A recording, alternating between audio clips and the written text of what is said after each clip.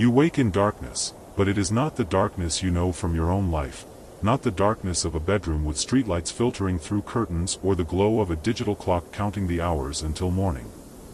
This darkness is older, deeper, more complete. It wraps around you like a second skin, and for a moment, just a brief, disorienting moment, you cannot remember where you are or how you came to be here.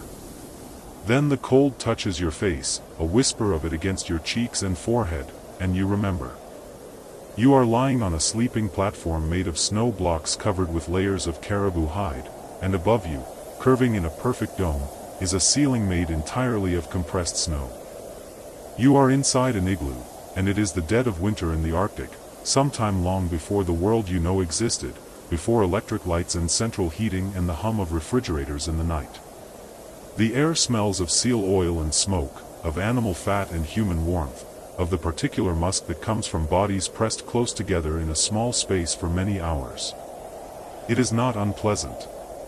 It is, in fact, deeply familiar, though you have never smelled it before in your waking life. Somehow, in this moment, you know this smell the way you know the rhythm of your own breathing. It means safety. It means survival. It means home. You can hear breathing all around you, slow, steady, the breathing of people deeply asleep. Your family. Your wife beside you, her body a source of heat against your left side. Your children on the other platform, 3 small bodies curled together under a shared blanket of sewn caribou skins.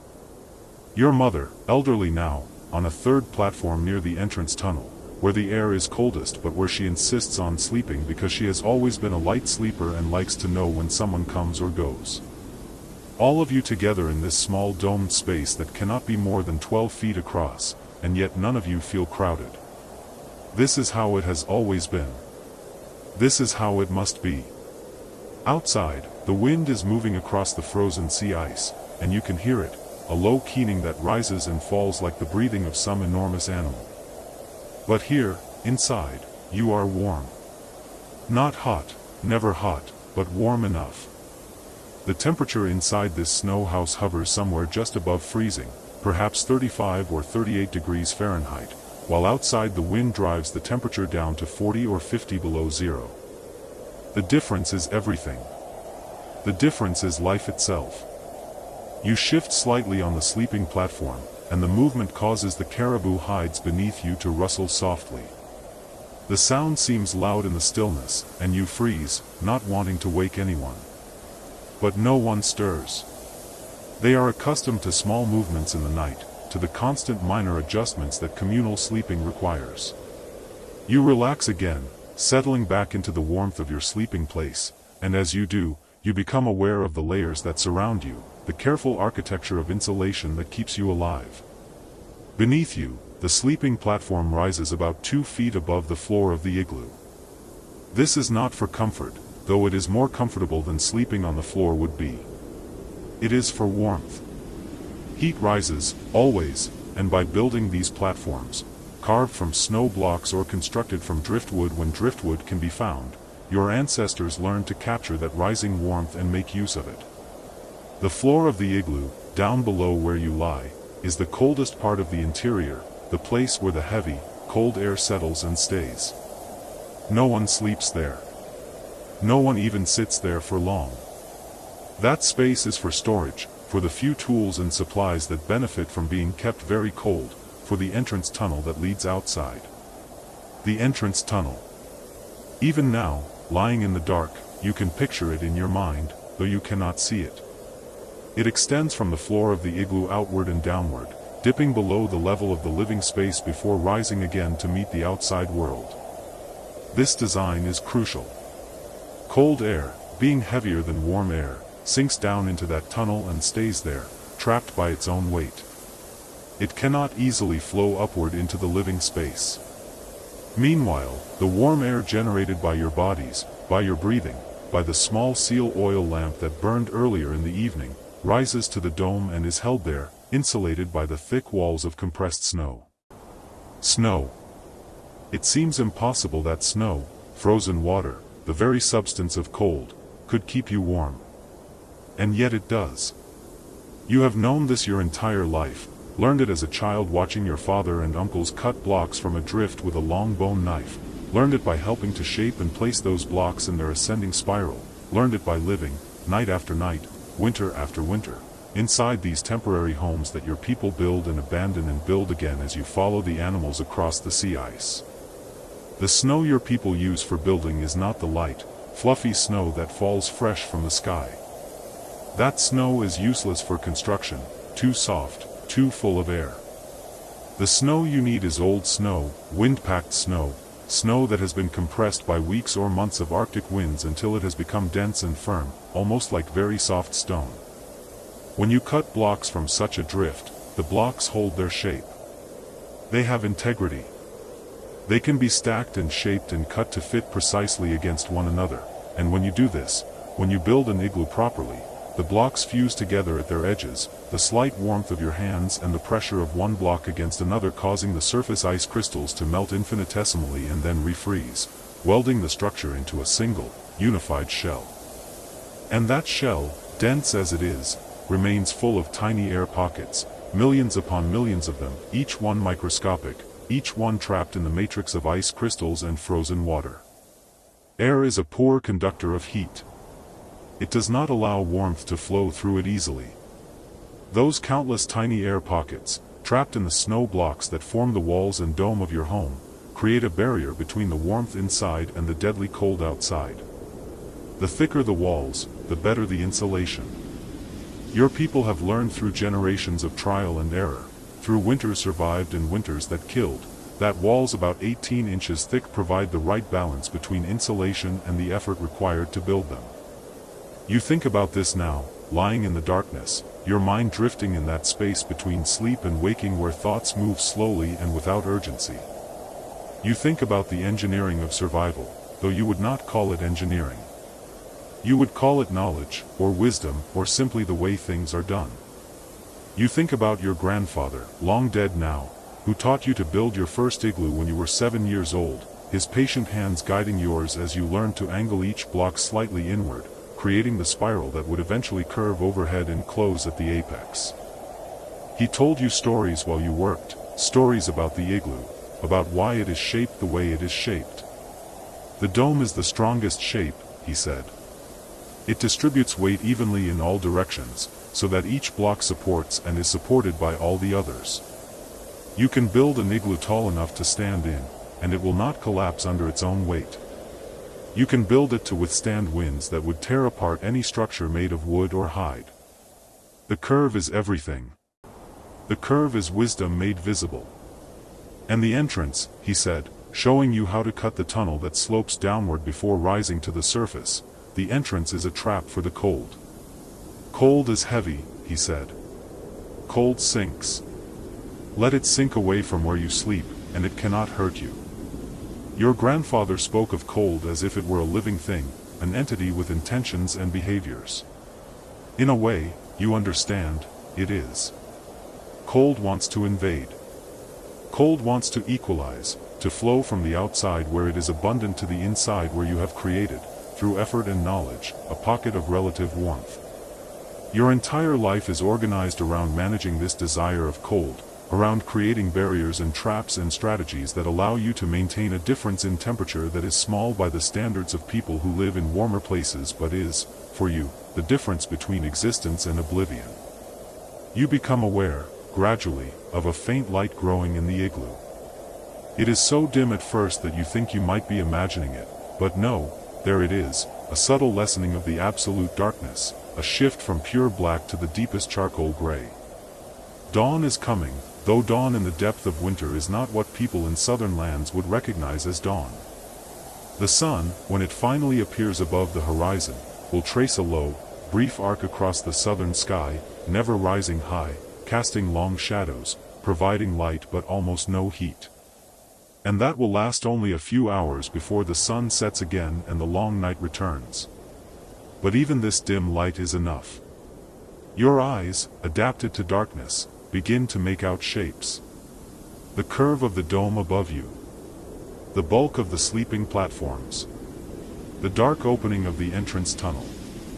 And there, on a small shelf carved into the wall near the sleeping platform, you can see the squat shape of the seal oil lamp, its flame long since guttered out, a thin tendril of smoke still rising from the wick. The lamp. You will need to relight it soon, once everyone wakes. The lamp is not primarily for light, though it provides that. It is for heat, and for cooking, and for melting snow to make water. It is, in many ways, the heart of the igloo, the source of the warmth that makes this space livable. Without it, the igloo would still be warmer than the outside. The snow walls and the heat of your bodies would ensure that, but it would not be warm enough. You would survive a night, perhaps, huddled together under all your furs. But you could not live here, day after day, week after week, through the long winter. The lamp makes that possible. The lamp is carved from soapstone, a shallow bowl about a foot across, with a slight lip around the edge. Inside, it holds seal oil, rendered blubber from the seals your hunting party killed weeks ago, fat that has been carefully cut away from the meat, boiled down, clarified, stored in seal bladders until needed. The oil fills the lamp to a depth of perhaps 2 inches, and across the length of the bowl, resting on the lip and dipping down into the oil, is the wick.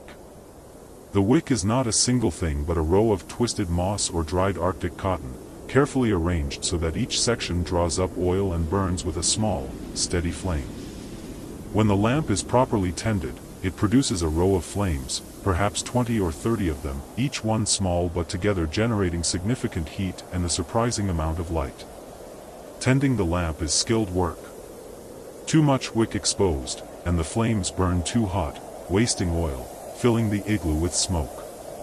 Too little, and the flames sputter and die. The wick must be trimmed constantly, adjusted, moved slightly in or out to maintain the perfect balance. In your family, this is usually your wife's task, though you know how to do it, and your eldest daughter is learning. It is one of the central responsibilities of a household, this tending of the flame, because everything depends on it. Heat. Light. Cooked food.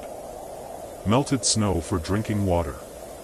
Dry clothing, held above the flames to thaw the ice from the fur. The lamp is life. You hear a stirring from the platform where your children sleep, and you turn your head slightly. Your youngest, a boy of 4, is sitting up, rubbing his eyes. He looks confused for a moment, the way young children do when they first wake, and then he sees you watching him and his face clears. He smiles. You smile back, though he probably cannot see your smile in the dim light. He curls back down under the caribou blanket, snuggling against his older siblings, and within moments his breathing has deepened again into sleep. Children, you think, are among the reasons the igloo works as well as it does. Small bodies, yes, but warm bodies, each one a small furnace burning food into heat. The more people in an igloo, the warmer it becomes, up to a point. Your family of 6, plus occasionally a visitor or 2, is about right for an igloo of this size. Fewer people, and it would be harder to maintain warmth. More people, and the space would become too crowded, the air too stale. Air. That is another thing your grandfather taught you, another piece of the knowledge that keeps you alive. An igloo must be sealed against the wind, yes, but not sealed completely. People breathe. They consume the air, taking in what they need and breathing out what they do not. In a space that is completely sealed, the air would gradually become unbreathable, thick with the exhalations of 6 people sleeping and waking and living. So when you build an igloo, you make a small hole at the top of the dome, right at the apex where the final block is placed. This hole is perhaps the size of your fist, no larger. Through it, stale air escapes and fresh air enters, drawn in by the slight difference in pressure and temperature. The ventilation is minimal, just enough to keep the air breathable without allowing so much heat to escape that the igloo becomes too cold. It is all balance. Everything about living in the igloo is balance. The balance between warmth and cold, between fresh air and retained heat, between the oil you burn and the oil you must conserve for the long weeks ahead. Between staying and moving, because the igloo is not a permanent home, it cannot be, here on the sea ice that shifts and cracks and drifts with the currents and winds.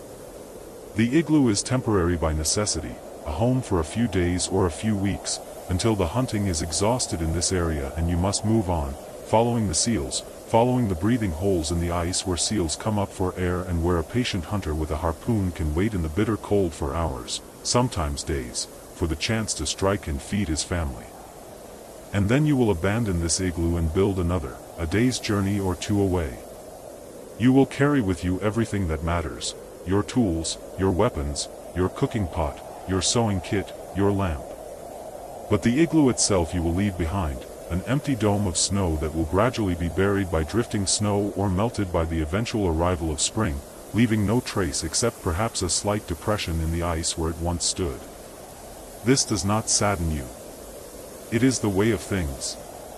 Permanence is not a value in a landscape that is never permanent, that is always shifting, always changing, always demanding adaptation. You close your eyes again, though you are fully awake now. There is no hurry. Outside, the world is still dark, or nearly so. There is no hunting to be done until there is enough light to see by, and even then, you will wait to see what the weather is doing, whether the wind has died down, whether it is safe to venture out onto the ice. For now, this moment, there is nothing required of you except to be here, to be warm, to be alive. Your wife stirs beside you, and you feel her hand find yours beneath the caribou blanket. Her hand is warm, and you hold it gently, grateful for the contact, for the silent communication that needs no words.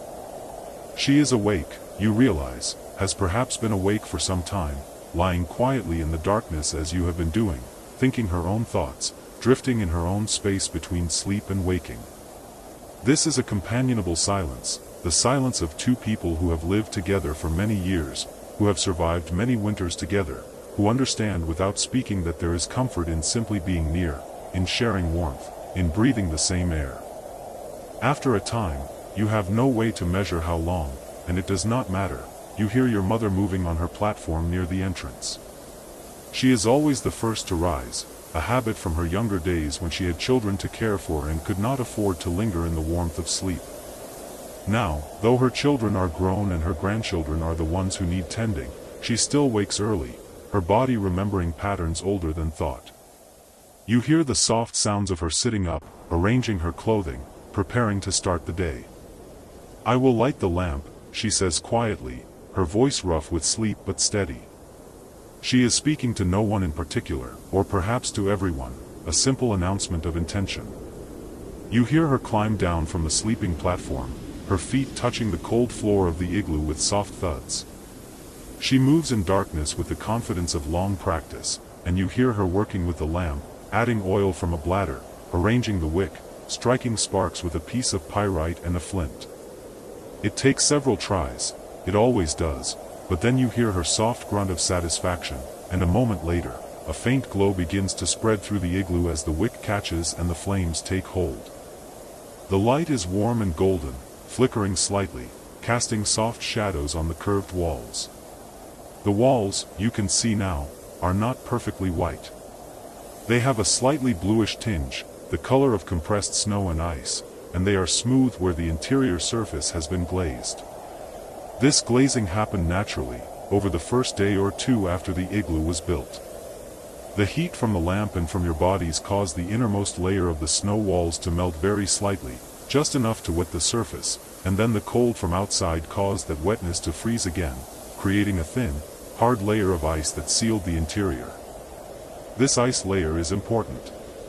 It prevents the snow walls from sublimating, from slowly evaporating into the air of the igloo, and it makes the walls stronger, more durable, better able to withstand the pressure of wind and the weight of snow that accumulates on the dome. In the lamplight, you can see your mother more clearly now. She is kneeling beside the lamp, adjusting the wick with a small carved bone tool, making sure the flames are even and steady.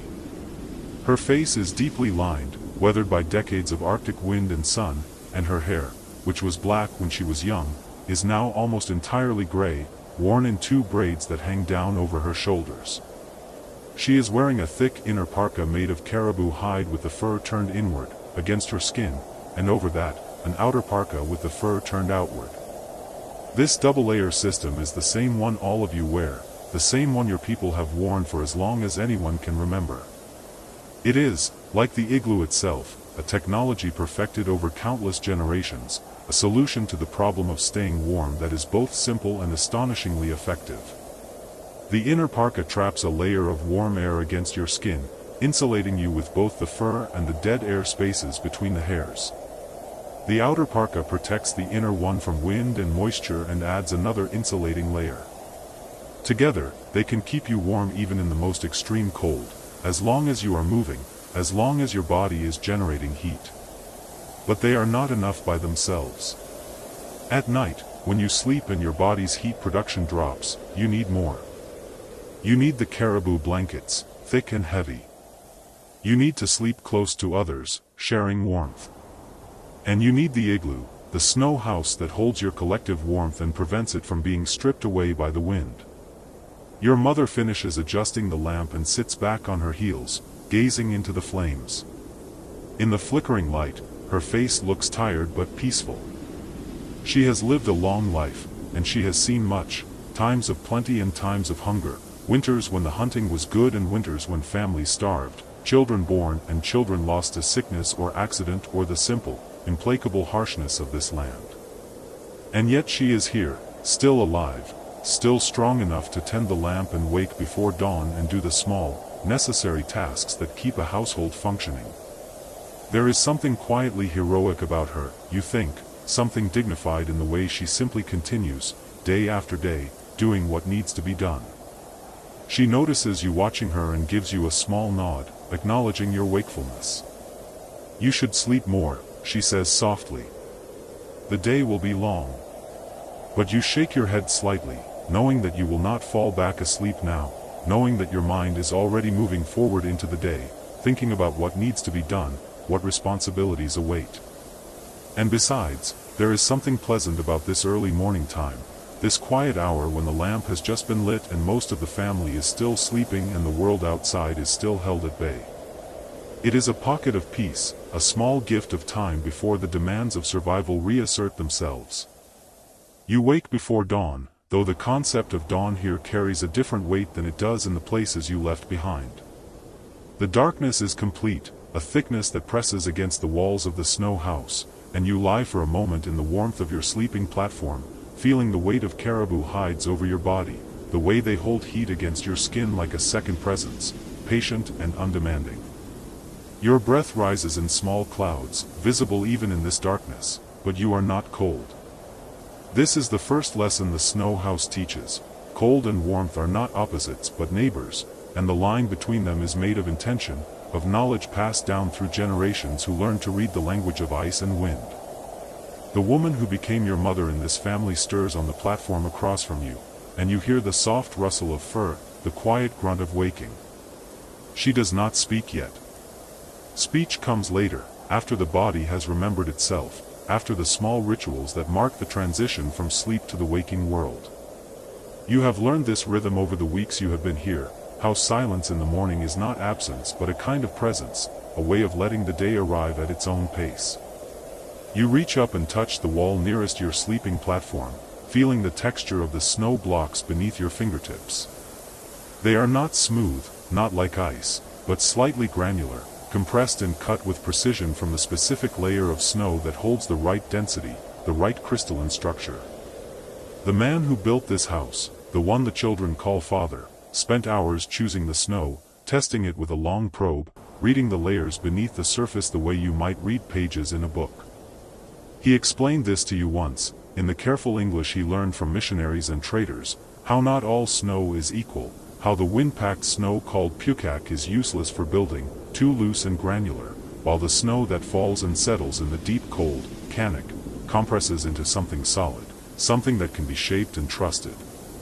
The house is perhaps 12 feet across at its widest point, a dome that rises just high enough at the center for a person to stand upright, though most of the time you move in a crouch or on your knees, conserving the warmth that gathers in the upper regions. The sleeping platforms are raised about 2 feet off the ground, built from snow blocks covered first with willow branches and then with layers of caribou hide, the fur turned inward. This elevation matters more than you first understood. The cold air, heavier than warm air, settles into the lowest parts of the house, pooling near the entrance tunnel, while the warmth generated by bodies and the small seal oil lamp rises and circulates in the space where you sleep and sit and live your hours. The entrance tunnel itself is a marvel of simple physics, though no one here would use that word. It descends from the main chamber, sloping downward before rising again to the outside, creating a trap for cold air, a barrier that requires no door. The first time you crawled through that tunnel, coming in from the brutal wind outside, you felt the temperature change like stepping through a curtain, the air shifting from the knife-edge cold that steals breath to something bearable, something almost gentle. The tunnel is narrow, barely wide enough for shoulders, and long enough that you are in darkness for several heartbeats, surrounded by snow on all sides, before emerging into the soft light of the living space. That light comes from the seal oil lamp, the kulak, which burns on a small platform of snow between the sleeping areas. The woman rises now, moving with the easy economy of motion that marks all her actions, and tends to the lamp. You watch her fingers work in the dimness, adjusting the moss wick that runs along the edge of the shallow stone bowl, trimming it slightly with a small ivory tool, coaxing the flame to burn steady and clean. The oil is rendered seal blubber, stored in sealskin bags that hang from pegs inserted into the walls, and it burns with almost no smoke when tended properly, producing heat and light that seem disproportionate to the tiny flame. She does not look at you while she works, but you know she is aware of your waking, the way she is aware of everything in this small space. Awareness here is not intrusive but constant, a kind of gentle monitoring that ensures survival. She knows by the sound of breathing who is awake and who still sleeps. She knows by the quality of the silence what the weather is doing outside. She knows by the color of the flame whether the ventilation is adequate, whether the small hole in the dome's crown needs to be cleared of accumulated frost. You push back the sleeping furs and sit up, feeling the cold air on your face, the warmth of the caribou hide still clinging to your back and legs. You are dressed in layers, as everyone here is dressed, in garments made from animal skins that have been scraped and chewed and softened until they are supple as cloth. Next to your skin you wear a light caribou hide with the fur turned inward, the hair short and lying flat against your body. Over this you wear another caribou hide with the fur turned outward, the hair longer, creating dead air space between the layers. This principle, air as insulation, is fundamental to warmth here, and you see it repeated in everything, in the structure of clothing, in the design of the snow house itself, in the way people move and rest and arrange their lives. The children are still sleeping, 3 small bodies curled together on the far platform under a single large hide. The youngest, a girl of perhaps 4 years, has her thumb in her mouth, and you can see the rise and fall of her breath, steady and peaceful. The older boy, maybe 8, sleeps with one arm flung out, and the middle child, a girl of 6, is pressed against his back, seeking warmth even in sleep. You have learned their names, the syllables strange in your mouth at first but becoming familiar, Kiviak, Aliak, Nuna. They are beautiful names, connected to the land and the stories that give this life its shape. The father is already gone, you realize. His sleeping furs are folded neatly at the foot of the platform, and his hunting tools are missing from the wall where they usually hang.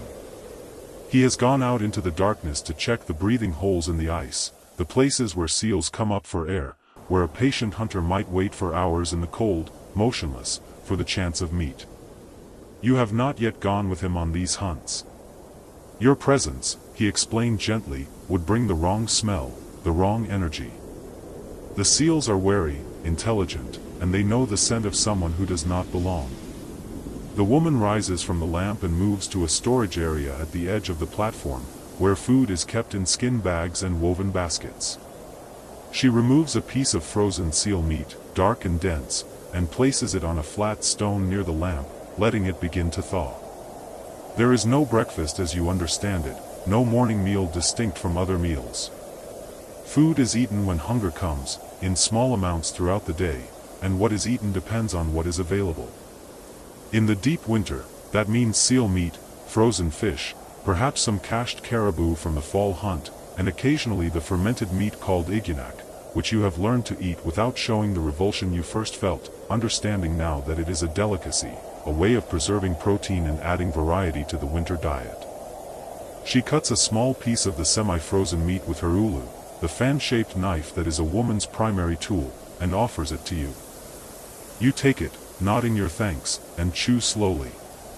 The meat is cold and dense, and it takes effort to break it down, but the taste is clean, faintly marine, rich with fat. The fat is crucial, you have learned. In this cold, the body burns fuel at an extraordinary rate, and fat provides that fuel in a concentrated form. A diet too lean would lead to hunger that cannot be satisfied, to a wasting of the body even as the belly is full. The woman eats standing, chewing methodically, watching the lamp, and then she moves to check the walls. This is part of the morning routine, this inspection, and you have come to understand its importance. During the night, the warmth from bodies and lamp has caused the inner surface of the snow walls to melt slightly, a thin layer that quickly refreezes, creating a glaze of ice that seals the walls, making them airtight and even more insulating. But this process must be monitored. If too much melting occurs, if water begins to drip, it means the interior is too warm, the ventilation insufficient, and adjustments must be made. She examines the dome's crown, the small opening there that allows smoke and moisture to escape, and you see her nod slightly, satisfied. The opening is clear. Outside, the wind is moving, you can tell by the faint whistle that reaches down through the hole, but it is not strong enough to force cold air down into the living space. On days when the wind is fierce, a block of snow is placed over the opening, adjusted to allow just enough air exchange without losing too much heat. It is a constant calibration, this management of warmth and air, and it requires attention, knowledge, a feel for the invisible forces at work. You stand and move to the entrance tunnel, needing to relieve yourself. The woman points to a small container near the tunnel entrance, and you understand. In the worst cold, in storms, no one leaves the house unnecessarily. Waste is collected and removed when conditions allow. But today the wind is moderate, and you decide to go outside. You pull on your outer parka, the one made from caribou hide with a wolverine ruff around the hood, and you crawl into the tunnel, moving toward the faint gray light at its far end. The cold hits you like a physical force when you emerge. It is perhaps 40 below, maybe colder, and your breath turns instantly to ice crystals that hang in the air. The sky is still dark, but there is a quality to the darkness that suggests the sun is thinking about rising, a faint lightning along the southern horizon. The landscape around you is a study in whites and grays, the snow sculpted by wind into hard waves and ridges, the sastrugi that can cut through boot leather if you are not careful. You walk a short distance from the house, aware of the other snow houses nearby, perhaps a dozen in total, scattered across the ice in a loose arrangement that suggests community without crowding. Smoke holes show as darker spots against the snow, and from one you see a faint wisp of vapor, someone else's lamp burning, someone else's family waking to the cold morning. The houses are built on sea ice, thick ice that formed in the early winter and will remain until spring, providing a platform for life, for hunting, for the seasonal village that exists here for a few months before the people move again, following the animals, following the patterns that have sustained them for thousands of years. You return to the tunnel entrance quickly, the cold already seeping through your layers, and you crawl back into the warmth of the house. The contrast is startling, the way the air inside feels almost hot against your frozen face, though you know the actual temperature is perhaps just above freezing, maybe 40 degrees Fahrenheit in the warmest spots. This is the genius of the snow house, the igloo. It does not try to create summer in winter, does not attempt to banish cold entirely, but rather establishes a middle ground, a space where human bodies can function, where fingers remain nimble enough to work, where sleep is possible, where life can be sustained without the constant burn of precious fuel. The children are stirring now, the older boy sitting up and rubbing his eyes, the middle girl rolling onto her back and stretching. The youngest still sleeps, her face peaceful, a small hand clutching the fur beneath her chin. The boy sees you and smiles shyly, then says something in Inuktitut that you do not fully understand, though the tone is friendly, a greeting. You smile back and nod, and he seems satisfied, turning to wake his sisters with gentle pokes and whispered words. The woman brings out more food, frozen fish this time, Arctic char caught through the ice in the fall and stored in a cache dug into the permafrost. The fish is eaten frozen, sliced thin with the ulu, and the children receive pieces first, then you, then the woman herself. This order is not explained but is consistent, and you understand it as part of the structure that governs life here, where children are precious, where guests are honored, where the provider, often the woman who manages the household's resources, eats last to ensure that portions are adequate. The boy asks you something, speaking slowly, trying to use the English words he knows, and you piece together that he wants to show you something, wants you to come outside with him. His mother listens, considers, then nods permission. You pull your parka back on, and the boy does the same, his parka smaller but constructed with the same careful attention to detail, the same double-layer design, the same careful stitching that leaves no gaps for wind to penetrate. Outside, the light has grown, the sun not yet visible but its presence felt, a general brightening that turns the world from black and gray to gray and white. The boy leads you across the snow to where several other children are gathered around something, and as you approach you see that it is a small snow house, a play version perhaps 3 feet high, built with the same technique as the full-sized houses but scaled down, a place for games, for practice, for learning the skills that will define their lives. One of the other children, a girl slightly older than Kiviak, is cutting snow blocks with a small knife, working with concentration and surprising skill.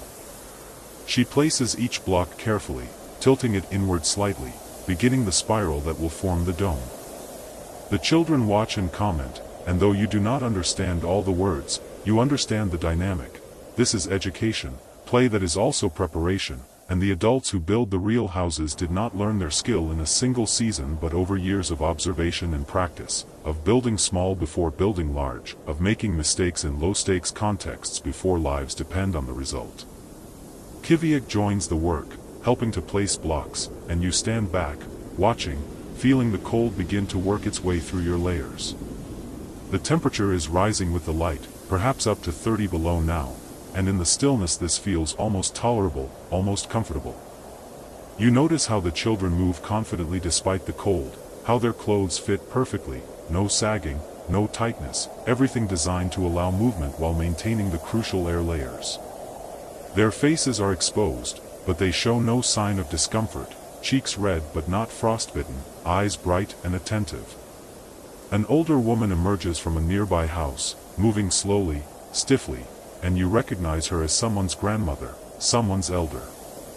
She watches the children for a moment, then speaks, her voice carrying across the snow, and you hear approval in her tone, encouragement. The children glow under her attention, work with renewed focus, and you see how knowledge moves here, not through formal instruction but through this kind of witnessing, this presence of elders who have seen decades of houses built, who know by long experience what works and what fails. You stand in the cold for perhaps 15 minutes, watching the playhouse take shape, before the cold becomes too much and you return to the warmth of your temporary home. Inside, the woman has hung wet kamiks, the sealskin boots, from a drying line stretched above the lamp, and the smell of seal oil and damp hide fills the small space. It is not an unpleasant smell, you have discovered, but rather complex, organic, the smell of life being sustained through ingenuity and effort. She gestures for you to sit, and you settle onto the sleeping platform, grateful for the warmth of the caribou hide beneath you. She brings you a cup of tea, made from leaves traded from the south, brewed over the lamp flame in a small pot. The tea is weak, precious, rationed carefully, and you sip it slowly, letting the warmth spread through your chest and belly. She sits across from you and begins to work on a garment, a small parka for the youngest child, who is growing quickly. She sews with sinew thread and a bone needle, her stitches tiny and precise, creating a seam that will be both strong and water-resistant. You watch her hands, the way they move with absolute certainty, no hesitation, and you think about the layers of knowledge required to create this single garment.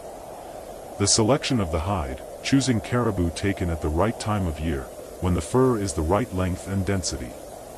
The preparation of the skin, the scraping and stretching and softening, work that takes days and leaves the hands raw.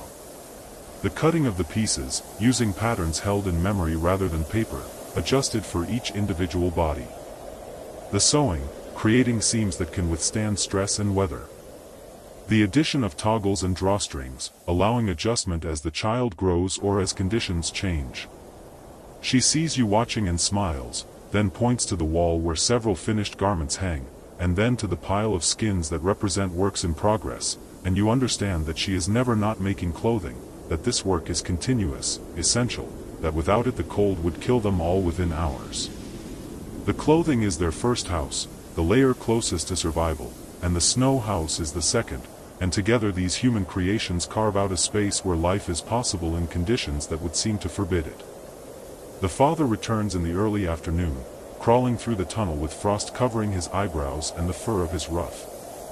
He brings with him the smell of outside, of cold and wind and patience, but his hands are empty. No seal today. He strips off his outer parka and hangs it to dry, then settles onto his platform and accepts the cup of tea his wife offers. He drinks in silence, warming, and no one asks about the hunt. You have learned that hunting is not discussed in certain ways, that to speak too confidently of success is to invite failure, that the animals are listening, always, and they choose to give themselves or not based on factors beyond human control. He does speak, eventually, about the ice, about the conditions, and you listen carefully, trying to follow the mix of Inuktitut and English. The ice is thick, he says, good ice, stable. The breathing holes are active, signs of seals using them. Tomorrow he will go again, or perhaps the day after. The waiting is part of the hunt, the patience. A hunter might wait 8 hours at a breathing hole, motionless in the cold, for a seal that may never come. And if the seal does come, the strike must be instant, perfect, the harpoon driven through the small opening in the ice before the seal can react and dive.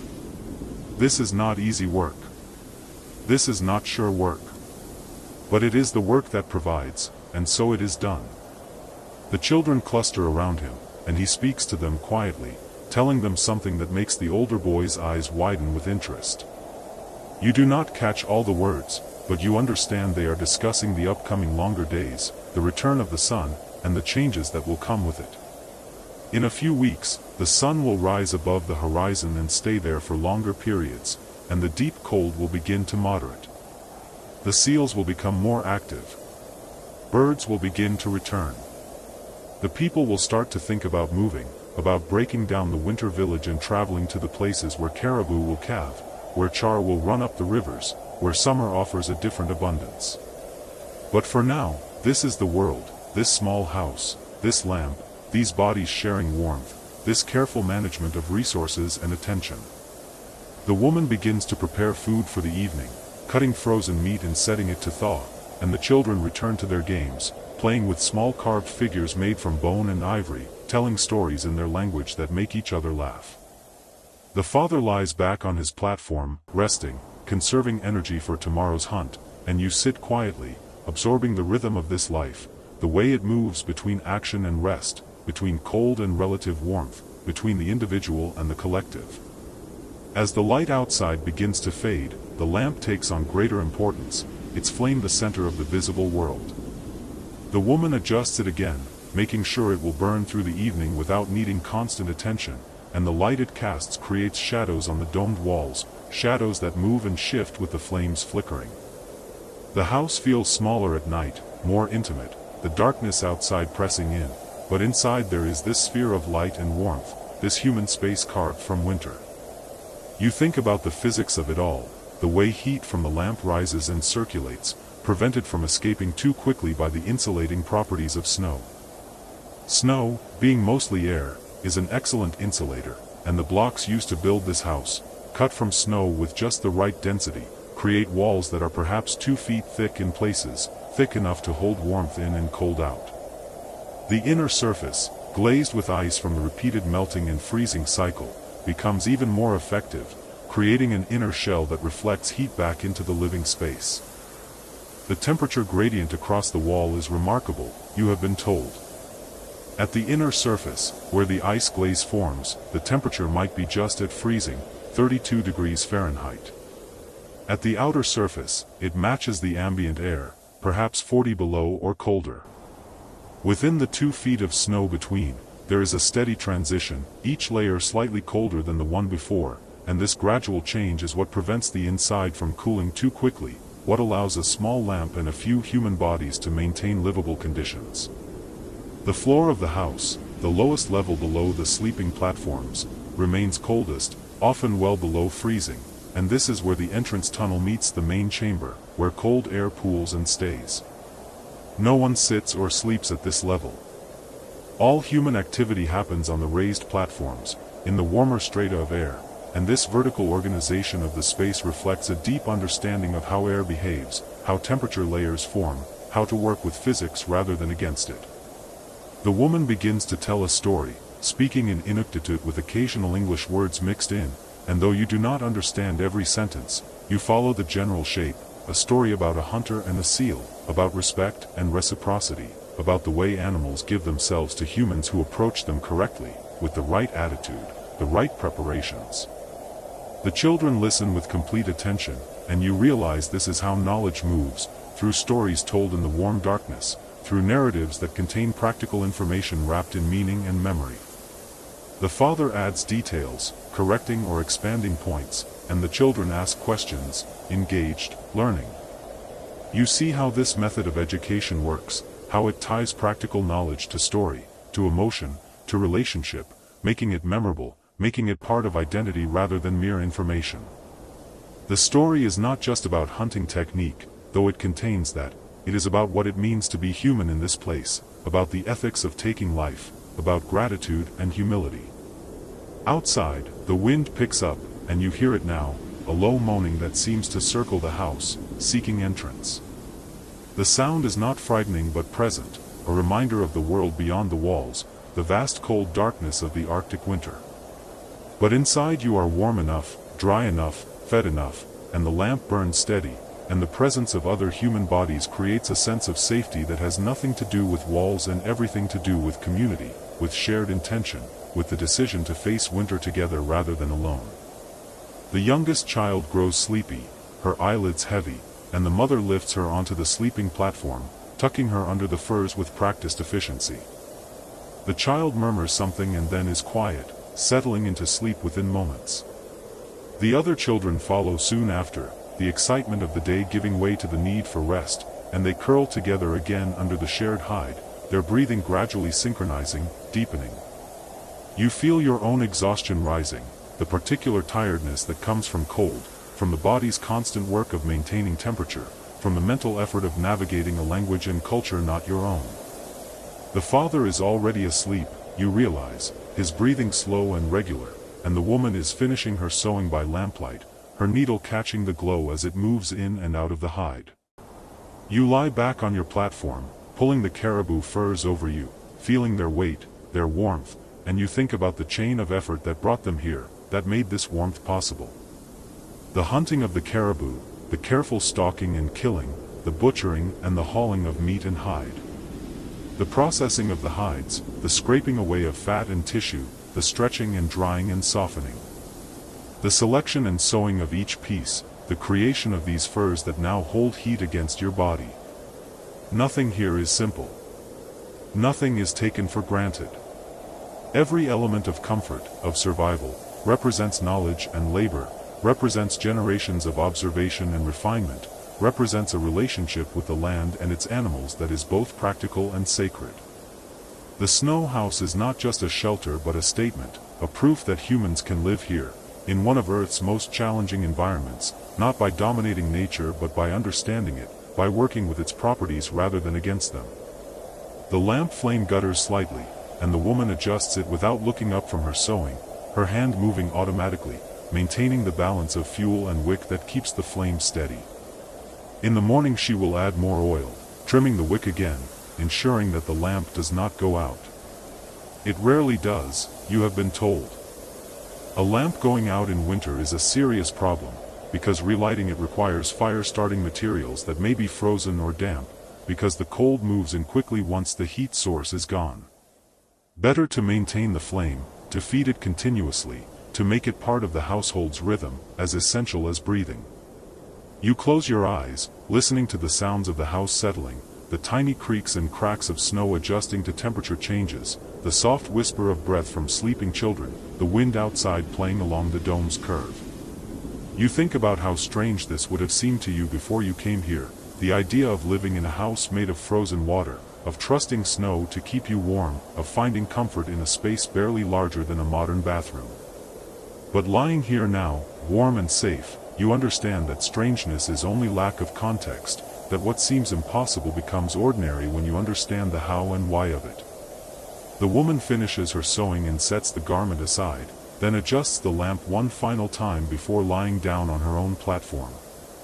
The light dims slightly but does not go out, and in its soft glow you can see the dome overhead, the spiral of snow blocks that forms it, each block resting against the next, the whole structure held in place by geometry and compression, needing no beams or support poles, just the right shape, the right angles, the right understanding of how forces distribute through a curved surface.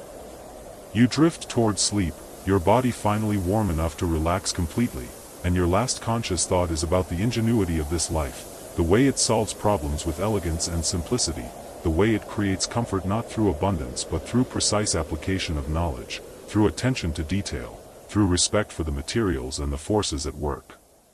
The snow house is warm not because it generates heat but because it holds heat, conserves it, creates a space where the small heat of bodies and lamp is enough, is sufficient, is all that is needed. The wind outside continues its conversation with the night, and inside the lamp burns on, and the family sleeps, and you sleep among them, wrapped in caribou fur, surrounded by walls of snow, held in the warmth of shared human space, living for these hours a life that has been lived here for millennia, a life that understands cold not as an enemy but as a condition, a context, a fact to be worked with, accommodated, survived, and even, in its own way, appreciated for what it teaches about resilience and adaptation and the quiet human triumph of staying warm when everything outside suggests that warmth is impossible. You wake before the others, though you cannot say what stirred you, some internal rhythm perhaps, some quiet shift in the quality of darkness that tells your body dawn approaches outside, beyond the thick walls that hold you. The lamp has burned low, its flame a trembling whisper above oil that pools shallow in the stone hollow, and you lie still for a moment, listening to the breathing around you, the soft sounds of your family held in sleep. Your daughter shifts beside you, her small body curled against your side, and you feel the warmth of her through the layers of caribou hide that cover you both, that weight of fur and skin that has become like a second atmosphere, a personal weather you carry with you always. Her breath comes slow and even, and you let your hand rest lightly on her shoulder, feeling the rise and fall, the steady proof of life continuing, of warmth maintained through another night. You think about warmth often now, in these dark months. Not as something you take for granted, never that, but as something you tend the way others might tend a garden or a fire, with constant attention, with knowledge passed down through generations, with skills your grandmother taught your mother and your mother taught you. Warmth is not merely comfort here, it is survival, and survival is an art practiced daily, hourly, in 1,000 small gestures and preparations that together form the intricate web that keeps your family alive when the world outside drops to temperatures that would kill an unprepared person in minutes. You ease yourself out from under the furs carefully, not wanting to wake your daughter, and the air touches your face, cool but not cold, perhaps the temperature of a spring morning in other places, in the times your family traveled south for trading. The contrast tells you immediately that the home is working as it should, that the principles your ancestors understood so well are holding true again tonight, the body heat of 6 people sleeping close, the insulation of snow walls 2 feet thick, the careful architecture of the entrance tunnel that prevents warm air from escaping even when someone passes in or out. You pull on the inner parka you'd folded beside your sleeping place, feeling the softness of it, the careful stitching your wife performed last autumn when the garment was new. The fur faces inward against your skin, trapping a layer of air that your body warms immediately, and over this you pull the outer parka, its fur facing outward to shed any moisture, any frost. Even here, inside, you dress in layers, understanding that warmth is built in stages, in careful attention to how air moves and heat transfers and moisture behaves in the cold. The others still sleep. Your wife lies with the baby against her chest, both of them nested in furs so deeply you can see only the dark crown of her head and the tiny hand of your son curled near her throat. Your two boys, 9 and 11, sleep together near the far wall, their lanky limbs tangled, growing bodies that seem to generate heat like small furnaces, that wake each morning ravenous for the fat and protein that will fuel another day of learning, of playing in the snow, of becoming the hunters and builders they will need to be. Your father sleeps near the entrance, in the coolest part of the home, though even there the temperature remains well above freezing. He is old now, his joints stiff with the years of cold and work, and you insisted he take one of the better fur piles this winter, one of the thick caribou sleeping robes that your oldest son helped you prepare last summer. He protested, as he always does, saying the young need warmth more than the old, but you saw the gratitude in his eyes when you spread the furs in his sleeping area, when you made sure he understood that his comfort mattered, that the family's warmth included his. You moved toward the lamp, your feet quiet on the sleeping platform that runs along the back wall of the home, raised above the entrance level so that the warmest air, which rises, remains where your family sleeps. This too is part of the ancient knowledge, this understanding that heat moves upward, that cold air sinks, that the shape of a home can guide temperature the way the shape of a channel guides water. The lamp needs tending. You have seal oil in a bladder hanging near the entrance, kept there because the cooler temperature prevents it from spoiling, and you take the bladder now, feeling its weight in your hands, knowing by touch how much remains, calculating how many more days before you will need to retrieve more from the main cache outside, buried deep in the snow where bears and foxes cannot reach it. You pour carefully, adding oil to the shallow dish, watching the flame strengthen and brighten as it finds fresh fuel. The lamp is carved from soapstone, smooth and dark, shaped by your grandfather's hands decades ago, the wick made from Arctic cotton gathered last summer from the boggy places where it grows, dried and twisted into a long cord that burns slow and steady, that transforms oil into light and heat without smoke if you trim it properly, if you maintain the balance that experience teaches. The light grows, and in its strengthening glow you see the home more clearly, the walls of snow blocks rising in a careful spiral, each block placed so that it leans inward slightly, so that the whole structure supports itself, each piece locked into place by the weight and angle of its neighbors. The snow itself is not fresh powder but the dense, compressed snow your people call pukak, snow that has gone through cycles of freezing and thawing, of settling and hardening, until it becomes almost like stone, capable of being cut into blocks that fit together with precision.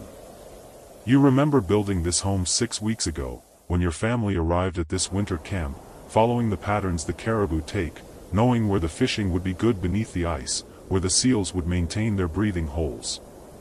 You remember how the snow felt under your knife, that long blade of bone that has served your family for generations, curved slightly to match the arc of blocks you would cut. You worked with your father and your oldest son, teaching the boy as your father once taught you, showing him how to read the snow, how to test its consistency, how to judge the size and shape of each block so that the spiral would rise true. The building took 4 hours, perhaps 5. You have built homes in less time when necessity demanded it, when a storm was approaching or darkness falling, but this was to be your family's shelter for many weeks, and you took the care it deserved. Your father cut blocks while you and your son laid them, working from the inside, building the walls up around yourselves in a rising spiral, each block tilted just so, each seam packed with loose snow that your wife brought, handful after handful, patting it into place so that the structure would become one seamless shell, so that wind could find no passage through the joints. You remember the moment when you placed the final block at the top, the keystone that completed the dome, how you had to carve it carefully to fit the irregular opening that remained, how you worked by feel as much as by sight, shaving away small amounts until the block wedged into place and held, and the structure was complete, and you were standing inside a space that had not existed an hour before, that your hands and your family's hands had brought into being from snow and knowledge and patient work. Then came the finishing touches that would transform a shell of snow into a home. You cut the entrance, digging down and then out, creating the tunnel that would serve as a cold trap, keeping the warmest air inside while providing passage. Your wife and daughters lined the tunnel with snow blocks, smoothing the surfaces, making sure no sharp edges would catch clothing or skin. Inside, you built the sleeping platform with blocks of snow, raising it 2 feet above the floor, creating that crucial separation between cold and warm zones. But the insulation of snow alone, though remarkable, was not sufficient for true warmth. You knew this, as your ancestors knew it, and so you and your wife spent the next day preparing the inner layer that would make the difference between a cold shelter and a warm home. You lit the lamps and sealed the entrance and let the temperature inside rise until the inner surface of the snow walls began to glaze, a thin layer of ice forming that would seal the porous snow, that would create a vapor barrier preventing the warm, moist air from your breathing and your bodies from penetrating into the snow itself. This glazing is critical, you have learned, for if moisture enters the snow walls and freezes there, the insulation fails, the snow becomes ice, and ice conducts heat far more readily than snow, drawing warmth out of the home and into the endless cold outside. The glaze prevents this. It seals the surface. It creates a boundary between inside and outside that is not just physical but thermal, a transition zone where temperatures change dramatically over the space of inches. And then, when the glaze was set, you hung skins inside, creating an inner wall of caribou hide suspended an inch or so from the snow, held in place by bone pegs you'd inserted into the walls. This inner layer serves multiple purposes. It catches any moisture that evaporates from the lamps, from your breathing, from cooking, preventing it from reaching the walls. It provides an additional layer of still air between the skins and the snow, and still air, you know, is one of the finest insulators nature provides. And it makes the space feel less stark, less empty, the warm brown of caribou fur, the sense of being enclosed not just by cold snow but by the hides of animals that once ran across these same lands, that gave their bodies so your family could live. You move quietly to where your wife hung the drying rack yesterday, a frame of bent willow suspended above the lamp area, and you check the sealskin mittens your younger son wore yesterday, feeling for dampness. They are nearly dry, stiff with salt where seawater froze on the fur when he was playing near the shore ice. This too is part of the endless cycle of maintenance that warmth requires, keeping clothing dry, because wet clothing loses its insulating power, because moisture draws heat from the body at a rate that can kill, because in this climate the difference between wet and dry is often the difference between life and death. You think about moisture often, how it is both necessary and dangerous, how the human body constantly produces it through breathing, through sweating, through the simple fact of being alive, and how in cold climates this moisture must be managed as carefully as heat itself. You have learned to wear loose clothing that allows moisture to escape, to adjust layers throughout the day as your activity level changes, to never let yourself sweat if you can avoid it, because sweat that soaks into clothing will freeze there when you stop moving, will create a layer of ice against your skin that pulls heat away faster than your body can replace it. Inside the snow home, moisture management is equally critical. The lamps produce water vapor as the oil burns. Your breathing adds moisture to the air. Cooking releases steam. If this moisture is not controlled, it will condense on the walls, and either drip as water when the walls are warm or freeze as frost, and either way the insulation begins to fail, the careful balance tips toward cold.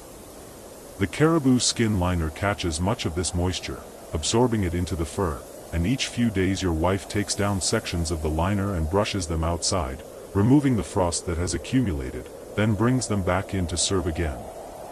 The entrance tunnel vents some moisture, allowing fresh cold air to enter near the floor, where it settles, being heavier than warm air, while warm moist air escapes through the vent hole you carved near the top of the dome, a small opening the size of your fist, adjustable with a block of snow, calibrated each day depending on the weather, the wind, the number of people inside, the amount of cooking being done. All of this, you reflect as you tend the lamp, is a kind of breathing, a give and take between inside and outside, between warm and cold, between moisture and dryness. The home is not sealed completely, that would be dangerous, would lead to suffocation or carbon monoxide poisoning from the lamps, would cause moisture to build until the space became sodden and miserable. Instead, the home breathes, exchanges air slowly, maintains a dynamic equilibrium that requires constant small adjustments, constant awareness, the application of knowledge that took your people centuries to accumulate, that is passed down now through demonstration and story and the daily practice of living. The lamp burns steady now, its flame a soft glow that pushes back the darkness without destroying it entirely. This half-light is restful, you think. It does not jar the eyes the way bright light would. It preserves the quiet, the sense that the world is still mostly asleep, that you have stolen a few moments of solitude before the day's demands begin. You sit on the edge of the sleeping platform, looking at the entrance tunnel, thinking about the cold that waits beyond it. Yesterday the wind was fierce, driving snow horizontally across the ice, and you did not take the boys hunting as you'd planned but instead worked inside, repairing tools, telling stories, teaching your younger son the names of stars and how to find direction by their positions, knowledge he will need when he is older, when he travels across ice and snow without landmarks, when the ability to navigate might save his life. The wind has stopped now, you think, because you cannot hear it anymore, that constant roar that penetrated even these thick walls yesterday, a sound like the breathing of some enormous animal, restless and hungry. The silence means the weather has broken, at least temporarily, and today might be good for checking the fish traps, for walking the seal holes to see if fresh snow covers any, indicating a seal has surfaced and left sign. You hear movement behind you and turn to see your wife waking, the baby still against her chest, his small face peaceful in sleep. She meets your eyes and smiles, that quiet smile that needs no words, that says she is warm, that she rested well, that the night has been kind. You smile back, feeling the familiar warmth that has nothing to do with lamps or furs or insulated walls, the warmth that comes from partnership, from shared purpose, from the knowledge that you are building this life together, day by day, night by night. She rises carefully, wrapping the baby in his furs, and comes to sit beside you near the lamp. Together you sit in comfortable silence, waiting for the others to wake, for the day to properly begin.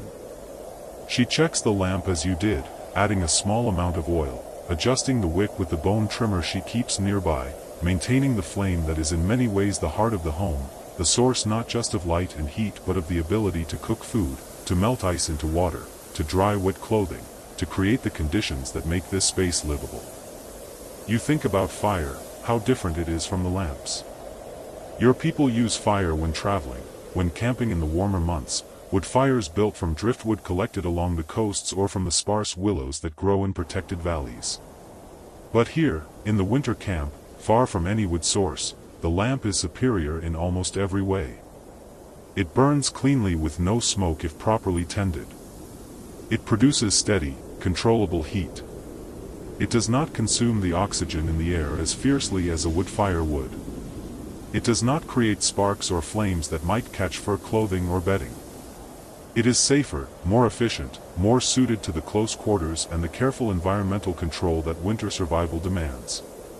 The oil that fuels the lamp comes from the seals your family hunts, that fat rendered down and stored, each gallon of it representing hours of work, of hunting and butchering and processing. You remember helping your father at the rendering last autumn, how you cut the blubber into small pieces and heated them gently, not too hot or the oil would taste burnt, collecting the clear liquid that separated out, storing it in seal bladders that could be sealed tightly, that would keep the oil fresh through the winter months. Nothing is wasted, you know. The seal provides oil for light and heat. It provides meat for eating, dense with the protein and fat your bodies need to maintain warmth, to fuel the constant internal burning that keeps core temperature stable when the world outside drops to 40 below, to 50 below, to temperatures where exposed skin freezes in minutes and breath crystallizes instantly into ice fog. The seal provides skin for clothing, for bags, for countless uses. Its bones become tools, needles, toggles, pegs. Its intestines, cleaned and dried, become waterproof material for rain gear, for bags, for windows that let light into snow homes on the rare bright days. This economy of use is not just practical, you believe, but respectful, honoring the life that was taken by ensuring that every part serves a purpose, that the seal's death contributes to your family's survival in every way possible. Your children are learning this respect, this gratitude. When your older son made his first solo seal hunt last year, you taught him the rituals, the quiet thanks, the practices that acknowledge the relationship between hunter and hunted, the recognition that your life depends on these animals, that they are not merely resources but partners in a landscape that is harsh to all living things. Your wife begins to prepare breakfast, moving quietly to where the food is stored in the coolest part of the home, near the entrance but protected from any animals that might venture into the tunnel.